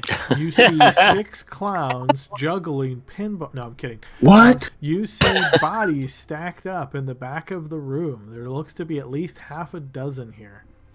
Do they look like cultists, or do they look like our scouts? The missing scouts, I bet. Yeah. They are stripped of their attire, so you can't tell for sure. But yes, your companion's whispered thoughts somehow rings a bell to you. I'm going to ignore it. They're dead. There's nothing we can do about it. And I will keep going down the hallway, because I assume those guys up there have already spotted us, unless they're looking in another direction. They are looking to the east, it seems, the ones closest to the next chamber opening.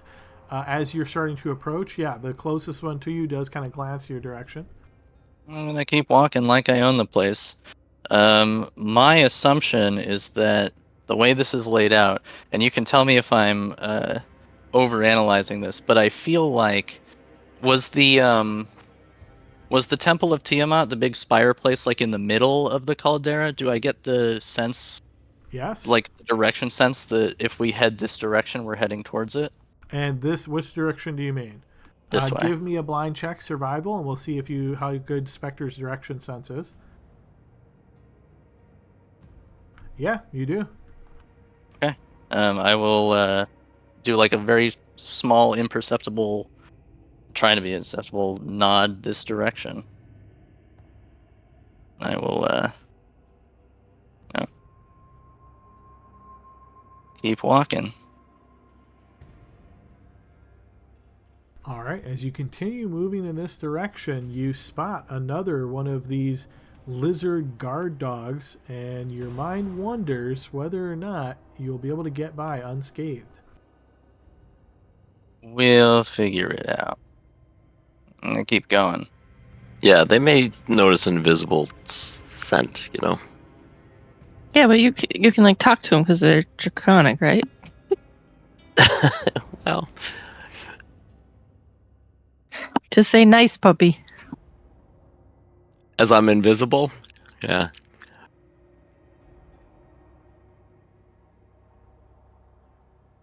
I really hope they don't have a line attack. Just nodding without saying anything. Yep.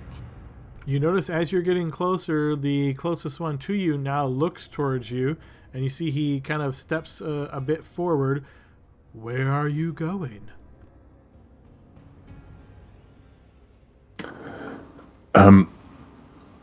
Well, we needed to get to the central pot. Change of plans, orders, you know. Orders from who? There's no other group supposed to be headed to the temple today. Do you want to argue with Lord Severin? Give me a blind check, Hugo. I feel like that's intimidation, maybe. An advantage, because we knew the name right away. You see he looks at you carefully and he says, "Take off your mask." No. You notice his hand slowly goes to the blade at his side now, and he shouts out, "Intruders!" And being that we only have 3 minutes left, I gotta die. that is where we'll go ahead and pause our session for tonight, folks. We will pick up next week for the conclusion of our campaign, the very last session. Hope you guys enjoyed this so far. Yeah, you guys have been intruding or infiltrating pretty well so far. We'll see how this one goes, and yeah, next week as well. So have a great night, everybody. We'll see y'all next week. Good night, guys. Word. Good, Hey, I had a good question game, for you. guys.